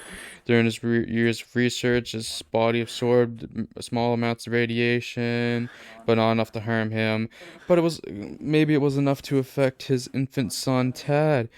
But who could have suspected that a seemingly normal baby would grow up to become a mutant? That's right, folks. This is the first appearance of a mutant in Marvel Comics. They also completely reused this origin story for Beast. Is this actually the first mutant to appear? That's why we're reading this. Okay. Appearance of mutants. Wow. Okay. And it's just in a 5-page story that is rather inconsequential. They didn't really intend mutants to be a thing when they wrote this, because I think X-Men come out about 5 months later. Okay. Yeah, this is quite a bit before X-Men, so maybe 6. I haven't even reached X-Men in the reading order yet, so that tells you a bit. So Tad didn't realize that he was different until his 12th birthday. He had a ball roll out of his hand, and he's like, if only it would roll back to me, and oh my god, it is rolling back to him. So he got the ball to roll back to him. He's sitting in a math class or something, and he's like, I can't answer this test question. He's too bad I couldn't read Mr. Filbert's mind. He's got all the answer. He's like, whoa, what's happening? I can read his mind. He's Jean Grey, basically. Yeah, he's essentially Jean Grey. He has her exact power set, except I think a little more telekinetic power because he can fly with it. Yeah. He's like, it's amazing. I know what the professor is going to say before he even says it. He's like, whoa, wait, I can read anybody's mind, in fact. And Tad Carter soon learns that mankind is not yet ready for such a gift. He says, because as he goes, and he's like, I'll prove to you that I can read minds. You're thinking of breaking your date with Lois Brown tonight. And the guy's like, oh, it's true. He's like, you little sneak. What right do you have to be poking around in our brains? He's like, don't let go. I only want to help you. He's like, I can also show you to move things by the power of our alone. And he picks the guy up off the ground. He's like, holy smoke, that guy's a menace. Okay, calm down, J. Jonah. He's not human. A mutant. That's what he is. I mean, these guys are completely justified. Oh, they are. In hating him because he's handling his powers in the worst way possible. Tad Carter's kind of a dick. You do not read someone's mind and then out their secrets in public. I just to show off how cool you are. But I can see where some kid would actually do that without thinking. Well, of course. Right. Oh, yeah, it's believable, but they're not wrong for being mad at him. No, they're not wrong, but Tad Carter just doesn't... He's not trying to be a dick or anything, or trying to do the wrong thing. He just doesn't understand. And it's just a situation that's been thrown on him, more or less. But we have a mutant being thrown around here. He's called a freak. They're surrounding him like they're going to kick the shit out of him. And he's like, wait, what are you going to do to me? Pretty much, and they're like, "We'll show you. We don't want any creepy mutants around here reading our thoughts." And then they jump on him, but Tad Carter throws him away with his telepathy. And then he starts floating. He's like, "I'm raising myself into the air. How did it happen?" And they're like, "Oh, we must be seeing things. It's impossible." The guys that were about to beat him up are saying this, and he's like, "Something is pulling me. A power far greater than mine." He's like, a voice. I hear a voice in my brain calling. Then we see the voice. It's calling. The voice is like, Tad Carter, it is time for you to know the truth, Tad Carter. Tad's like, the truth? And then we kind of get a face in Tad's head that is the one that's calling to him. He's like, "You're not alone. There are many of us, many mutants, as mankind calls us, mutants who have powers that become beings never dreamed of, such as the power to make you fly, though we are far away. We are the next great stage in the development of man. We are the telepaths, the teleporters, the mind readers. We are the future. But why?" And so Tad's like, "But why are you hidden? Why not reveal yourselves?" And the person's like, "Because people fear those who are different, and humans try to destroy those whom they fear, just as they try to destroy you." And Tad's like, "But we can do so much for mankind. We could be a leader for humanity, a new golden era in humanity. But why can't they understand?" And the voice in his head is like, "They are too savage and too primitive. They do not understand, but we will bring you to us, and you will wait for us, and we shall wait together until the world is ready to welcome us. We shall wait and hide until that fateful day when mankind comes of age." So Tad Carter floats away to join the rest of the mutants, and as they wait for mankind to be ready to accept them, and that's where we end. Notably, the city he's flying towards and over in the last panel looks to be possibly New York City. It does look like that. Which would mean that he's most likely being summoned by Xavier, even though Xavier hasn't been invented yet. Yeah. I'd say that's probably the retcon they used in the 90s, is that it was Xavier summoning him to his school. It probably is.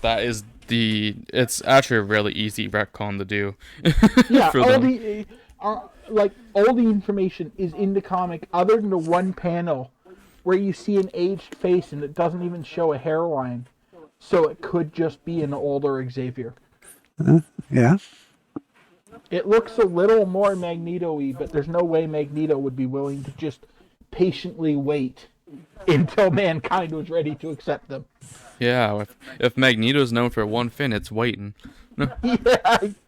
He never takes action, tell you what. I mean, the dude literally named his organization the Brotherhood of Evil Mutants in one of my biggest pet peeves. Wow. Yeah. I can't stand early villains that claim to be evil. So because no one's the villain in their own story. Yeah. And especially Magneto shouldn't be evil in his story, because really Magneto is pretty much an anti-hero, really, but whatever. He's at the best. At the best of times, he's an anti-hero. Yeah. A lot of the time, he is a full-on villain. Oh yeah, he is a full-on villain a lot of the time, but in a lot of his ideology, he could easily be seen as an anti-hero, and actually, he even does have moments where he is a hero. So he's had quite a journey. He's even taken over from Charles a couple of times. But oh yeah, I would be completely comfortable with just believing that voice belongs to Xavier. Oh yeah, that's the easy assumption, really.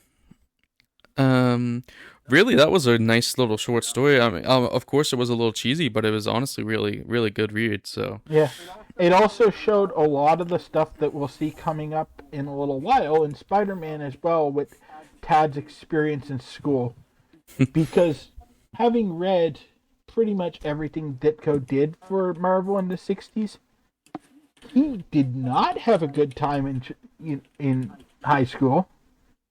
It's very obvious that he had a horrible time in high school, because every single high school kid he writes is an absolute dick.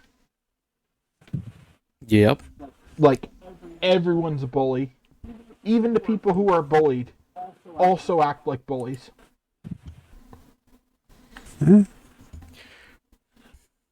Well, he had a fairly dark view on humanity altogether. Like, there's not many nice people in his stories. There definitely isn't. Steve Ditko, he definitely has a darker view. Like, I like his early work with Marvel. I'm glad he left when he did. I don't think Marvel would be as successful if he stayed on as long as someone like Kirby did. Really? because his view on people is so dark, his characters aren't super likable. To the point where it's detrimental, you're trying to say. Yeah, like, Spider-Man gets a pass because to modern readers because people love Spider-Man now. No, they don't. And he is believable as a teenager. People don't like Spider-Man. Don't know what you're talking about. People not named Dan like Spider-Man. But in the early Spider-Man, it's he's a selfish dick. He's a selfish crybaby little fuck. And he's a fair... That's why, like, there's a lot of character growth in Peter Parker. From the early Peter Parker to the one we all know and love. I'm willing to argue that it's not character growth. They just took away from his character and made him a cardboard cutout of every, 18-year-old boy out there. Well, I mean, he has... We're going to be talking about it in a bit anyway, but he has reasons to be the whiny little bitch for some, but he's such a selfish prick at the same time. It's a lot. Some of the stuff he does isn't justifiable. Like, we won't come to it for a while in the podcast, but at one point he sets out expressly to steal Johnny Storm's girlfriend. Yeah, no, he's early Peter Parker has a lot of dick moments. Tobey Maguire steals Chris Evans' girlfriend. Yeah, that'll happen. I mean, it doesn't happen in the comics either, but just saying. Just saying. Wow. Yeah. It didn't work, but literally that's the first encounter between, second or third, because he runs into the Fantastic Four once or twice, but that's the first solo encounter between Spider-Man and Human Torch. Can't wait to read that one. Peter crashes a party and tries to steal Dory Evans. Anyway, on that note, let's not get on to Spider-Man just yet, because first we have to pass through Fantastic Four number 5, Prisoners of Dr. Doom. Yes. Essential issue here is we have the first appearance of Dr. Doom, and I'm going to let Bill tackle this summary of this one. This is written by Stan Lee, drawn by Jack Kirby, inked by Joe Sinnott, and colored by Stan Goldberg, lettered by Artie Simic. Cover is Jack Kirby and Joe Sinnott. And this is obviously very important for introducing Dr. Doom. The cover has a great reveal of him on it, although I kind of wish they had held off on it, because he has such a cool look. It would be awesome if they revealed him as a big beat in the comic. That is a missed opportunity. But at this point, they hadn't really figured that stuff out yet. That's fair. It happens a lot, things that should be revealed at the start of a page will just be, or in a splash panel, will just be a random little panel halfway down a page because they haven't gotten the pacing right, that it's much more impactful to turn the page to that. But that's just the industry still being in its infancy, at least for ongoing narrative superhero comics. Because, at this point, even DC was largely just doing one-off stories. Yeah, story arcs aren't really a thing yet. Yeah, there's definitely... that was the big change that Fantastic Four made. It was the first superhero comic that really flowed from one to the next.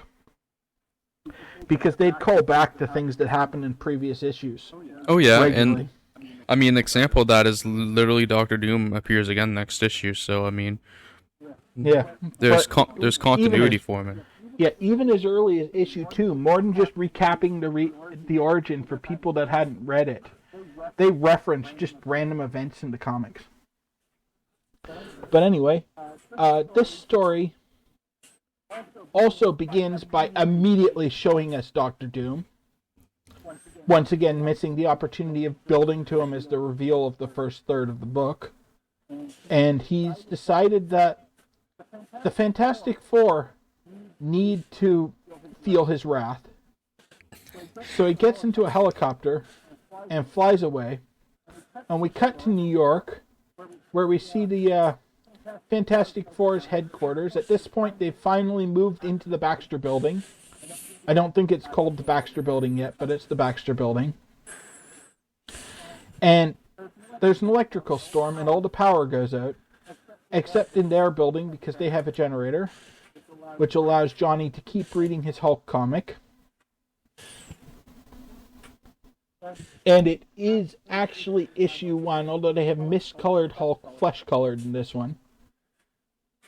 But I checked, the panel actually, the cover actually is correct for the first, at least the front cover is actually correct for the first issue of Hulk. And Thing steals the comic book from him, so he sets it on fire, and they start fighting and smash up the room. And they get separated. Sue Storm conveniently has a backpack-powered water sprayer to just put Johnny out when he's flying around their house on fire. That is pretty convenient.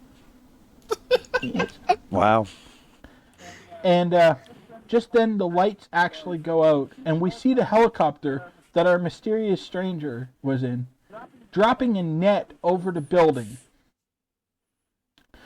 And the net is apparently made out of asbestos, because Johnny can't set it on fire. And the guy in the helicopter, which is painted like a shark, but they only show it in like one panel, kind of wasting the point, identifies himself as Dr. Doom, which leads Reed to a flashback introducing us to Dr. Doom, who was a guy who went to college with him named Victor Von Doom, who was fascinated by sorcery and black magic, as well as being a brilliant scientist, but he kept doing experiments involving magic, I guess. They're not entirely clear on if he's trying to combine sorcery and technology at this point, but future retellings of this story expand that it is 100% a combination of the two.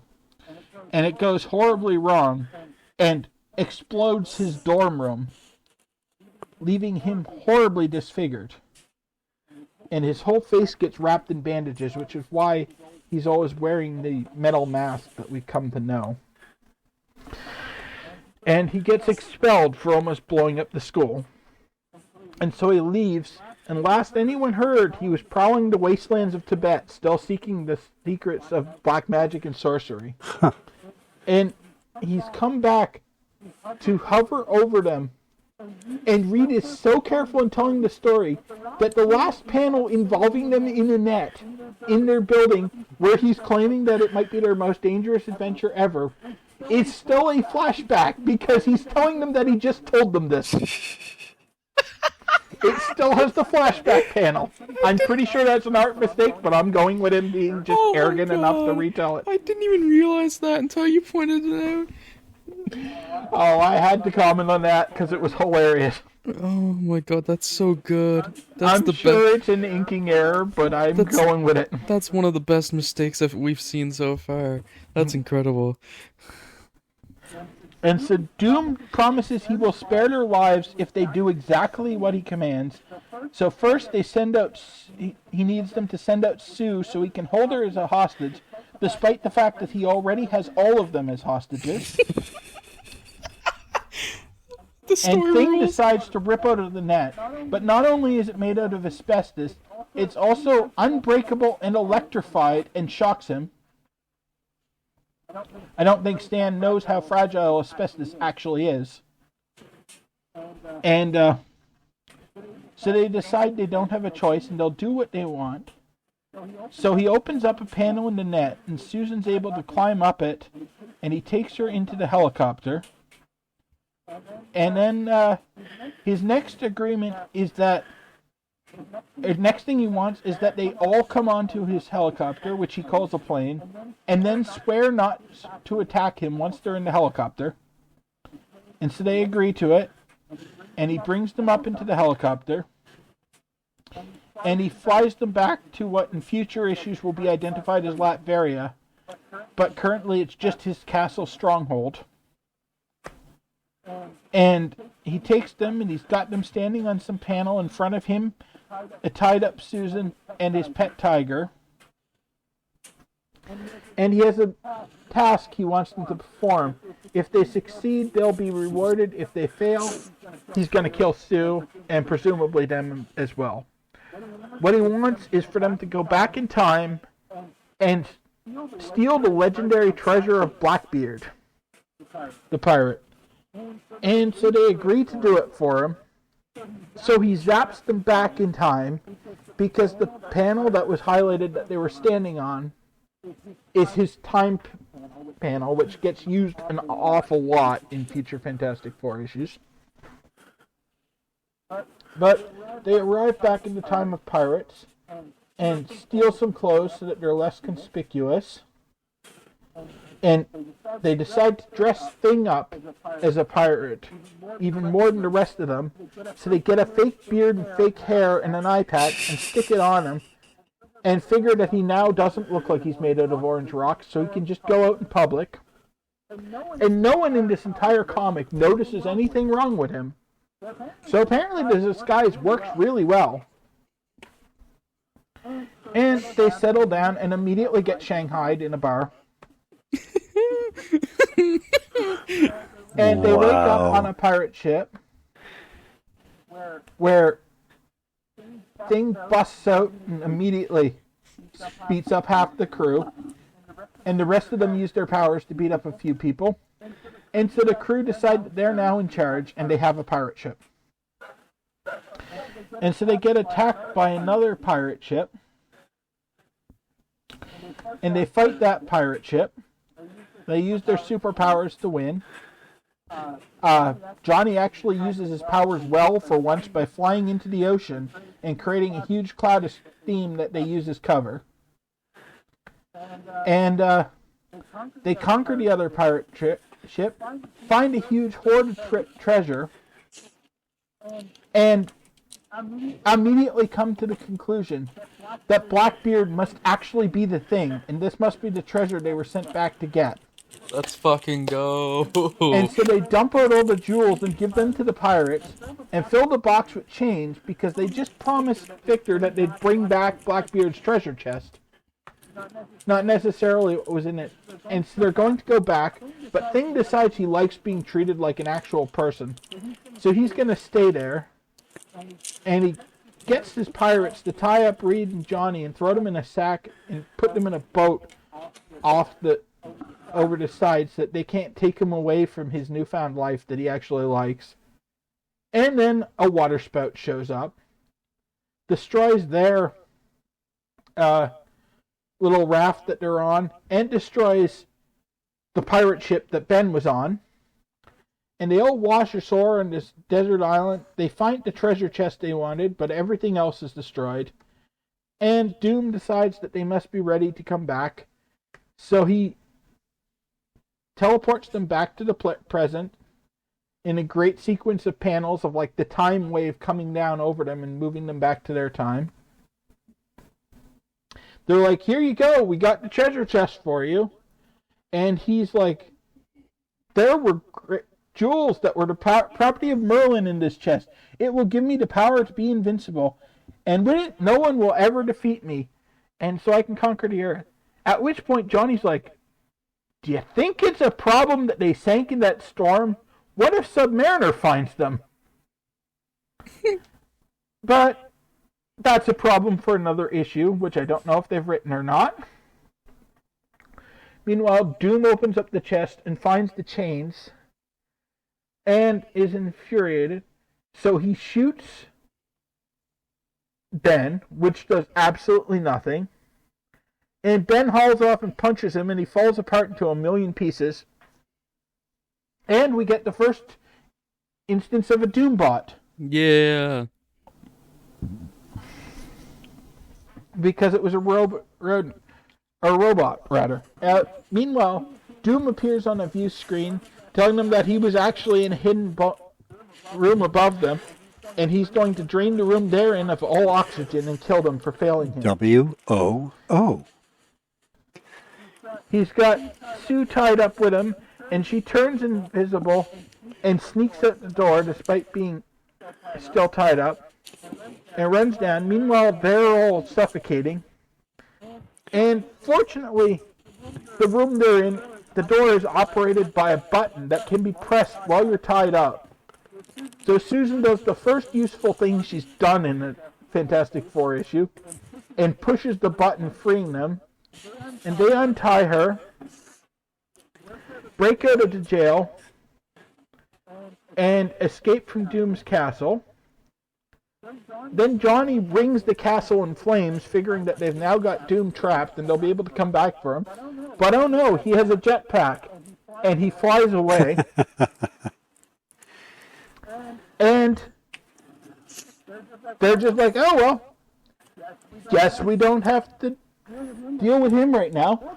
We'll track him down in another issue. And the story ends. Oh my god, this is the best issue so far.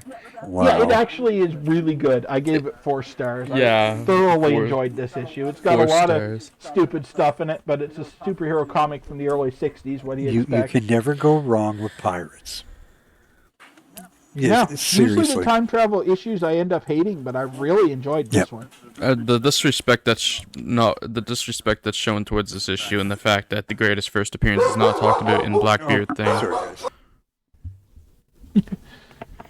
I love that they just randomly decide thing must be Blackbeard because he's worn the Blackbeard for 4 seconds. When I first read this comic, I could not fucking believe that in issue 5 he's Blackbeard, because I've literally read comics in the past couple years that Blackbeard Finn was literally a character in them.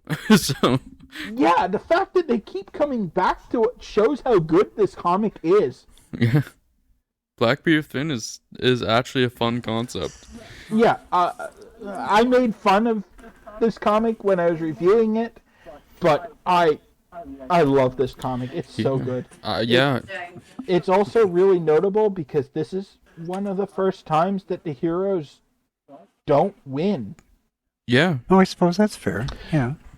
Like, even last issue with Namor, where they pitched him back into the ocean, they're like, I hope nothing bad comes from that. They still threw him into the ocean. They beat him, they just didn't capture him. This time, literally, Doom's just like, peace, I'm out, and flies Fuck away. this shit, they're like, well, fuck. Yeah, this is, like we already said, though, this is actually legitimately the best issue so far. We both gave it 4 stars. This was just a really fun issue, quite honestly. Yeah. Well, just to add a little bit to this, I love the fact that all the bad guys have PhDs, first of all. You know, Octopus, Dr. Doom, ad infinitum. You know, they're all doctors. But I do like the fact that Doom is so multifaceted. He's not just a one-dimensional bad guy. Doom is the best bad guy they've invented at this point. Yeah, it's a great idea. I like everything about Dr. Doom. I always have. I think he's one of the things that the Marvel universe, Marvel movie universe, whatever they call it, has not really done. I'm not sure which company does the Fantastic Four Spider-Man ones, but It was Fox. the Fox. Okay, I'm assuming, maybe wrongly, that they will bring Doctor Doom into the regular Marvel Cinematic Universe and such, because he's just such a great villain. Yeah, he is fantastic. I've always had the theory and heard other people toss around that his face isn't really disfigured. He got like one little scar on it. And he's so arrogant that he's just convinced this means his face is ruined. I can argue that one because Doom is sort of Eastern European, right? Or so they're suggesting. And it becomes explicit in later issues that he is Eastern European. And one of the things that would be a sign of your class in Eastern Europe would be a facial scar from a sword or something. Because, if you went to Heidelberg, you had the scar, right? That scar in your face from a saber duel or, that sort of thing. I think he simply hides his face because, and this is a huge stretch, but he's too good for the regular world in his mind. I don't think it has anything to do with Scar. I think it has everything to do with, I don't need to lower myself to associate with you as, the person that I am.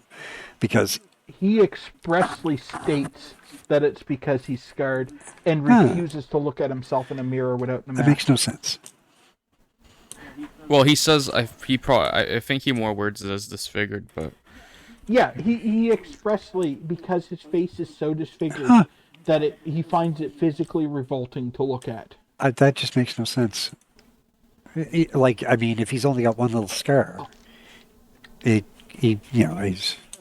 and this overwhelming sense of arrogance is established early on. In fact, there's one story where Reed just tricks him into thinking he won, and he just fucks off because all he needed was to prove that he was better than Reed. And so he just leaves, and Reed's like, yeah, they had like some mental thing that they'd fight mentally, and whoever won could just impose their reality on the other person. And it turns out that Reed won and just changed it so that Doom won, because Reed's just like, yeah, now he's just going to leave us alone because he thinks he killed me. Oh. And that's all he wanted. And so Doom just leaves. And they're just like, oh, well, we can just do our thing now. And he doesn't bother them again until he figures out that Reed's not dead. And then he has to come back and fix the stain on his honor. Wow. That is... Yeah, okay. I mean, I get your point about the facial scars, but I don't think Stan Lee knew that. Yeah, I have no way to add to that because I really want, that is horrible, but I really want Doom to be as multifaceted as he feels. Well, he becomes that multifaceted, and all along he's multifaceted for the era he's in. It's just in the 60s and early 70s, they don't have super deep. Like, in the 70s, they start playing around with a team-up book between him and Namor, where they're just doing villain things, but they end up being the heroes of the book because the people they're doing the villain things to are even worse. So he's always had depth. It's just expecting a modern level of depth from comics published in 1963 is kind of a losing battle. Yeah, that's like hoping for Stan Lee to know how fire works. Yeah, exactly. Here's a little historical publication note for you. Future Fantastic Four writer Roy Thomas has a letter printed in this issue in which he praises the title's attention to continuity. That's valid. Right, that's just a little tidbit, historical. Fantastic Four 3 was excellent. The feud angle made it all the better, though. Particularly the ending. The continuity in Fantastic Four is all that could possibly be asked. I've just subscribed to Fantastic Four for 2 years. I hope it runs much longer than that. Roy Thomas of Sullivan, Montana. There you go. And he would write it later on. Like, he would write Fantastic Four later on. That's pretty cool. That is cool. We talked about the time flip platform, how that appears. The next time that it will appears in 19. That is definitely a plot device that comes around with Doctor Doom a lot. Well, a Doctor's... Not even just Doctor Doom. There's a while where they just periodically travel to his castle that he's abandoned and go use his time platform. Well, yeah, that's true too. They do that quite a lot too. Doctor's got to have a time machine. You I already knew mentioned I was going to say something like that. We're not talking about Doctor Who right now. Oh, come on. I had to throw it in. I was just going to no-sell it. Go ahead, ignore me. I have a microphone. Ignore me. Try. Is this thing on? Well, I don't know. Do we have anything else to say about Fantastic Four number 5, or shall we? Not move on? really. It's a very good comic, and Doom is incredibly important going on. But at the time this was written, other than the fact that they don't win, it's not a terribly momentous story. Yeah. Fair. Yeah, Doom's first appearance. That's it. Yeah, pretty much. Well, moving on to one fantastic first appearance to another amazing appearance. We have Amazing Fantasy number 15, Spider-Man. As we talk about the first appearance of Spider-Man, Dan's favorite character. Yeah. Gotta love him. This is where the hot takes really start coming in. This is written by Stan Lee, art by Steve Ditko, colored by Andy Yankas, and lettered by Artie Simic. The cover is Jack Kirby and Steve Ditko, marking one of the only occasions where Kirby actually drew Spider-Man. Huh. He's probably the Marvel character that Kirby has drawn the least of characters that were active during Kirby's tenure. Yeah, no, probably. Between him and Doctor Strange. I think Kirby drew 1 or 2 issues of Strange. So Spider-Man may actually be the least then. Yes, I'm not 100% on that, so don't quote me, but I'm pretty sure that Kirby drew 1 or 2 issues of Strange right after Ditko left before they found a new artist on it. Anyway, so this story opens up. We see a group of high school students all standing around talking about a dance that's coming up. This is a panel right out of one of the old romance comics. And they're like, we need one more guy for it. How about Peter Parker over there? And everyone else is just like, no, he sucks. We're not going to take him. That fucking nerd. Yeah, literally that's it. And so Peter just sulks off home, where he has a great morning with his aunt and uncle who love him very much. Then he goes to, we see him back at school, and his teachers also love him because he's brilliant and he's going to get a scholarship for sure when he graduates. And then he tries to pick up a girl who has no interest in him, and she goes out with Flash Thompson, the local school's Chad. And Flash, the girl, and a bunch of other students all take off in Flash's car, just leaving Peter standing there. And he's like, fine, I didn't want to go out with you guys anyway. I'm going to go to the radioactive exhibit. That'll teach you guys. And so he goes and he's watching some sort of giant machine that makes radioactive rays. And just as they're about to fire it, a spider comes right down to the beam and gets zapped by it. And then lands on Peter's hand and bites him. And he can't figure out why the spider is glowing. But he starts feeling lightheaded. So he's like, I must go outside. And all the adults there decide to mock Parker for having a weak stomach and being unnerved by the exhibit.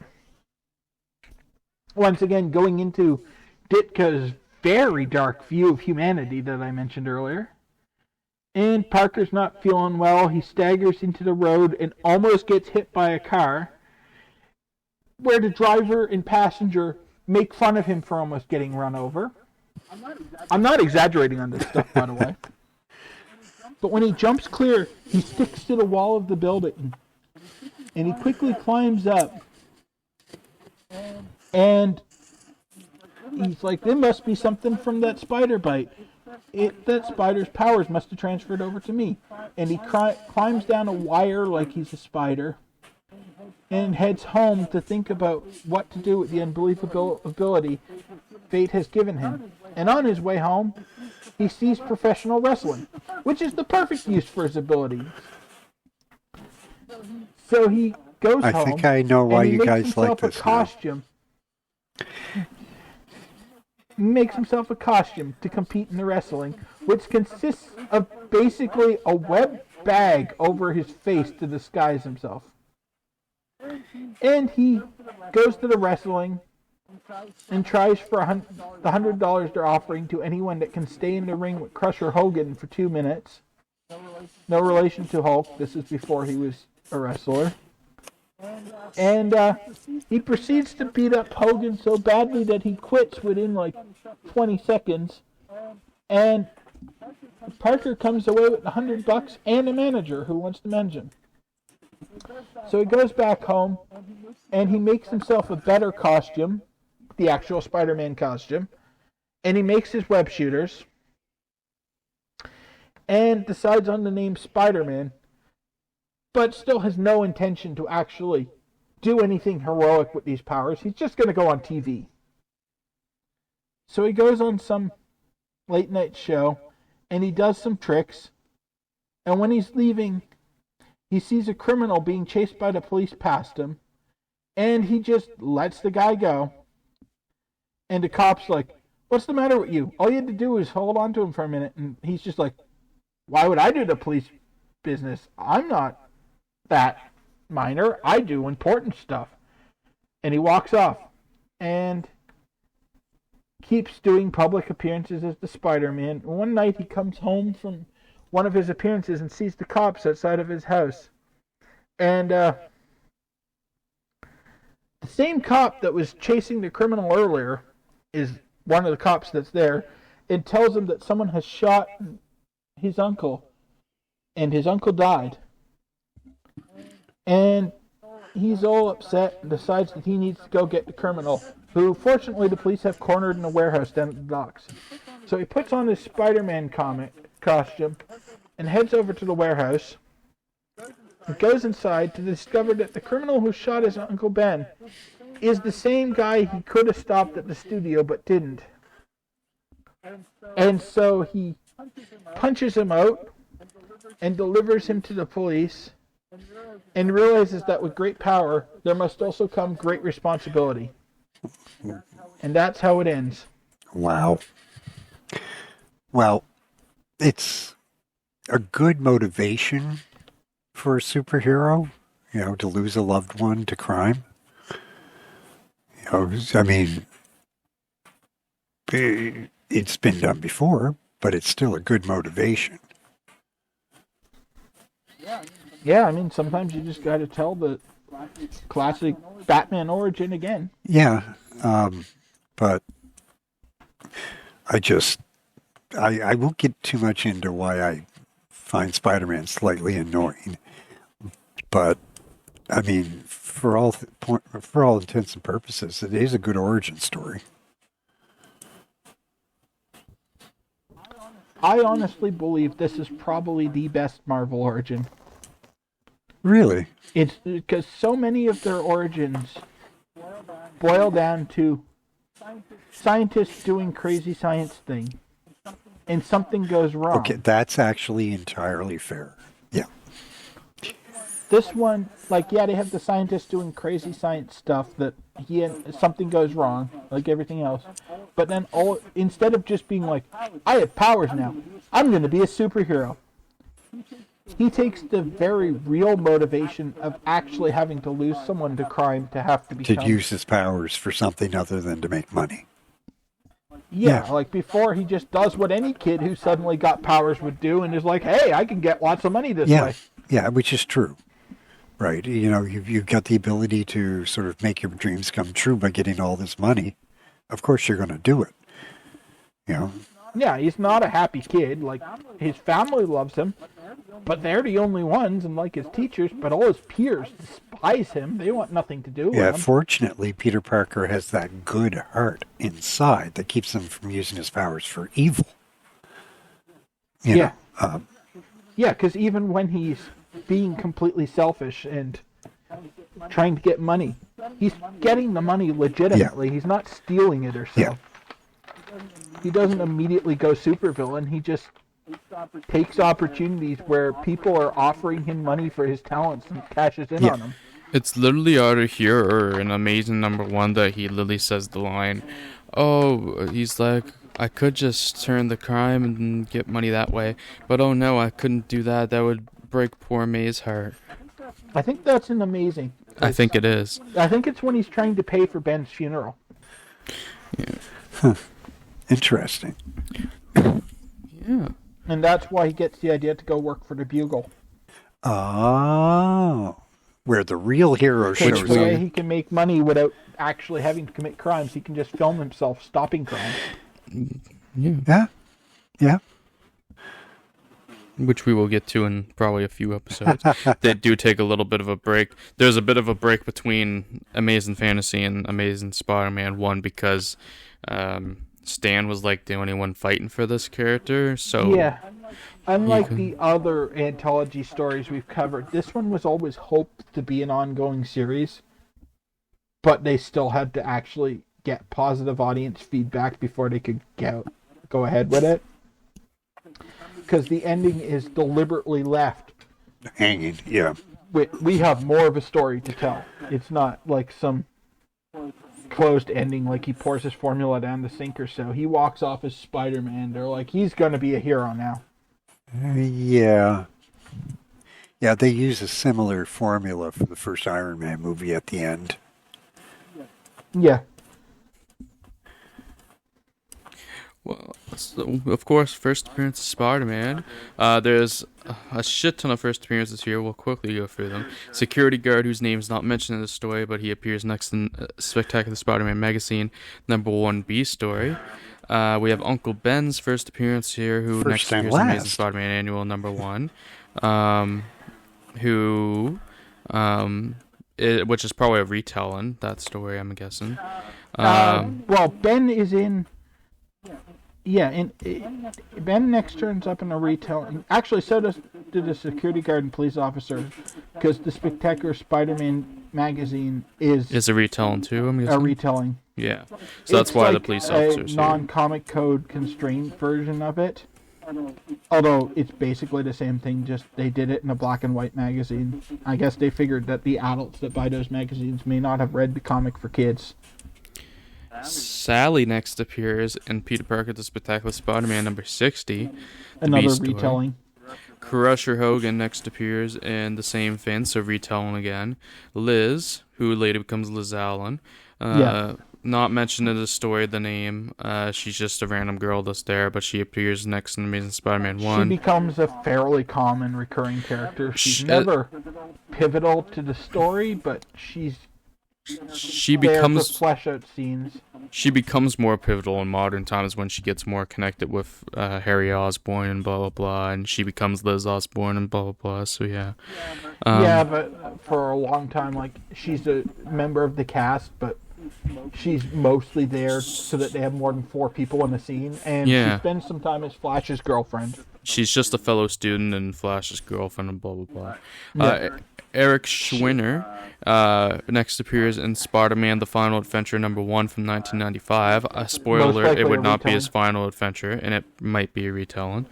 Yeah. Flash Thompson, I know that was like a miniseries they did in the 90s. So Flash Thompson next appears in Amazing Spider-Man #2A story. The fin with Flash Thompson too that I didn't touch on before that I was going to mention. They actually, he gets called another name, I believe it's Amazing Spider-Man #1. He's called a different name. He's called Moose. And then they switch him back to Flash, or maybe that happens in #2 and he switched back to Flash. But he has some name issues too, like Peter will next time we see him. Yeah, at this point they hadn't really.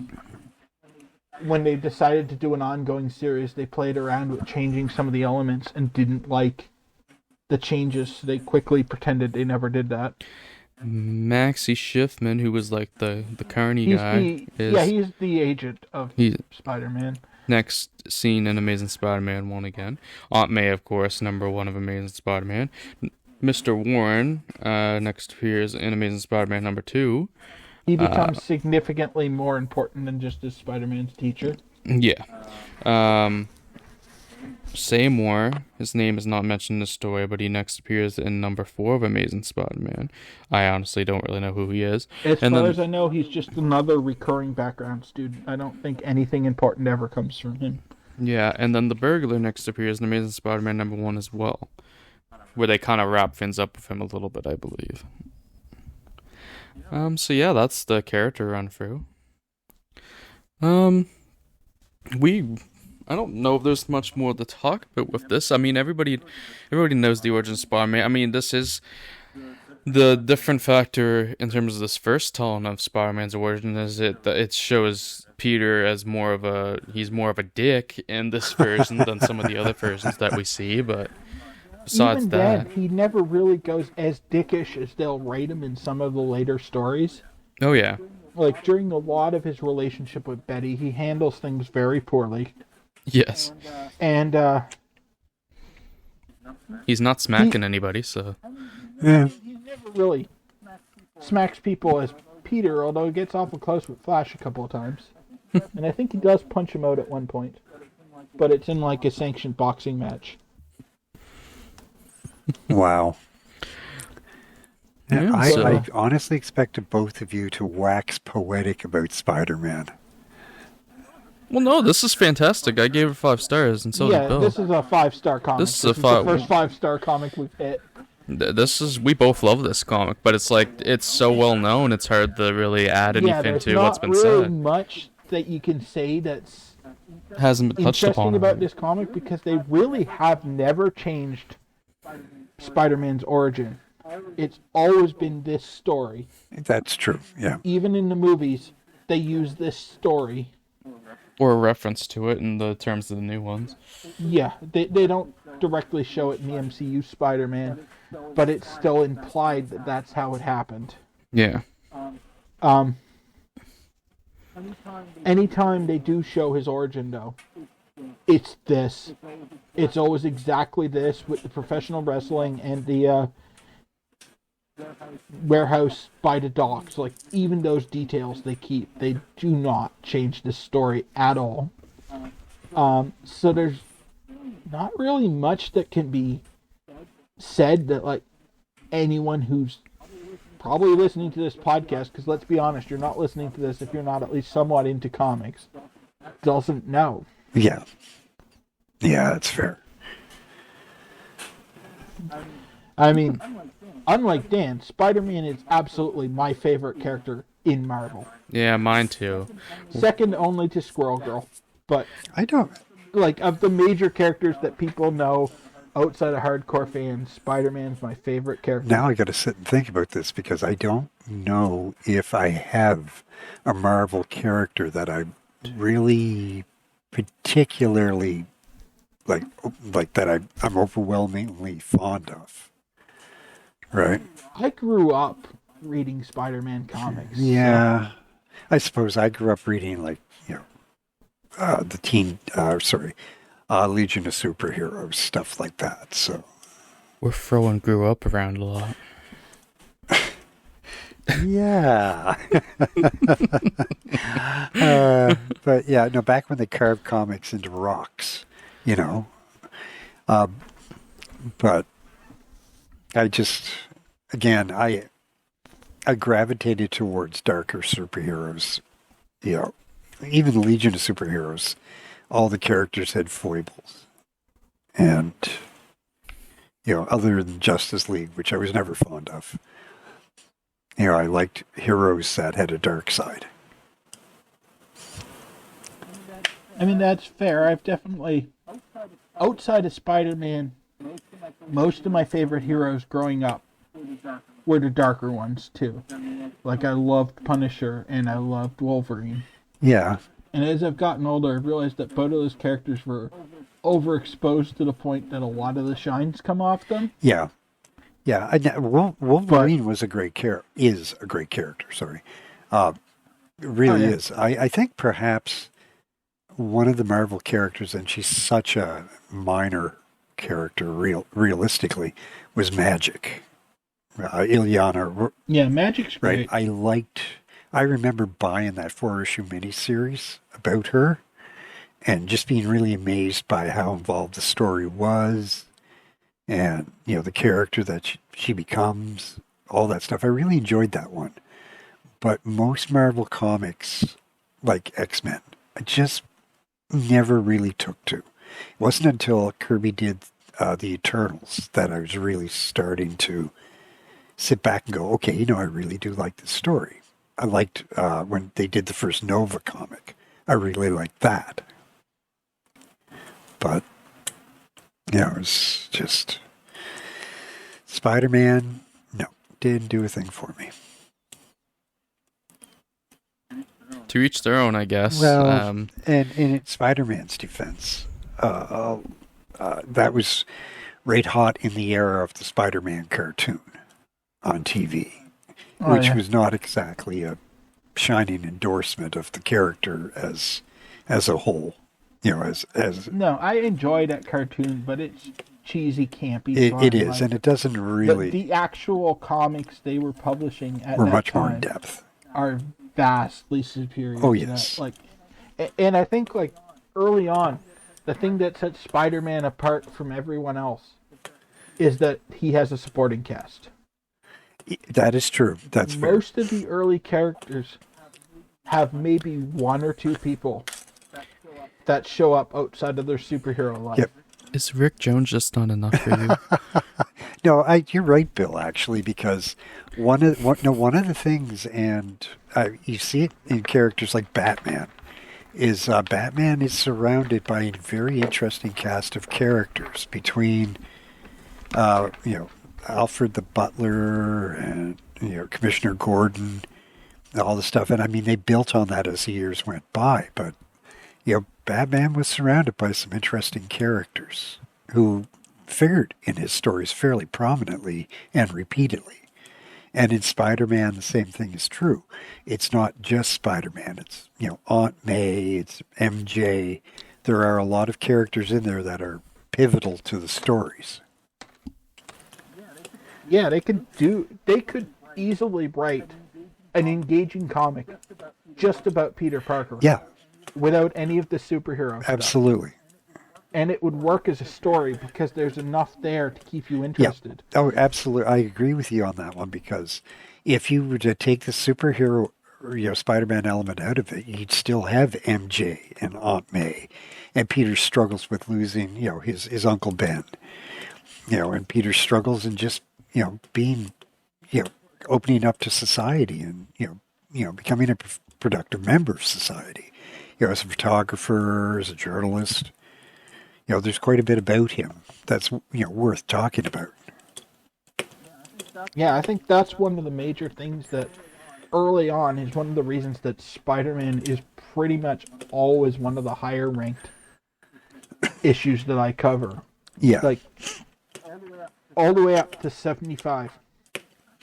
I can't think of a single bad issue of Amazing Spider-Man. Yeah, when he's not Spider-Man. There are some that are just okay. But there's not a single bad one. Yeah, the mild-mannered photojournalist during the day. A superhero at night.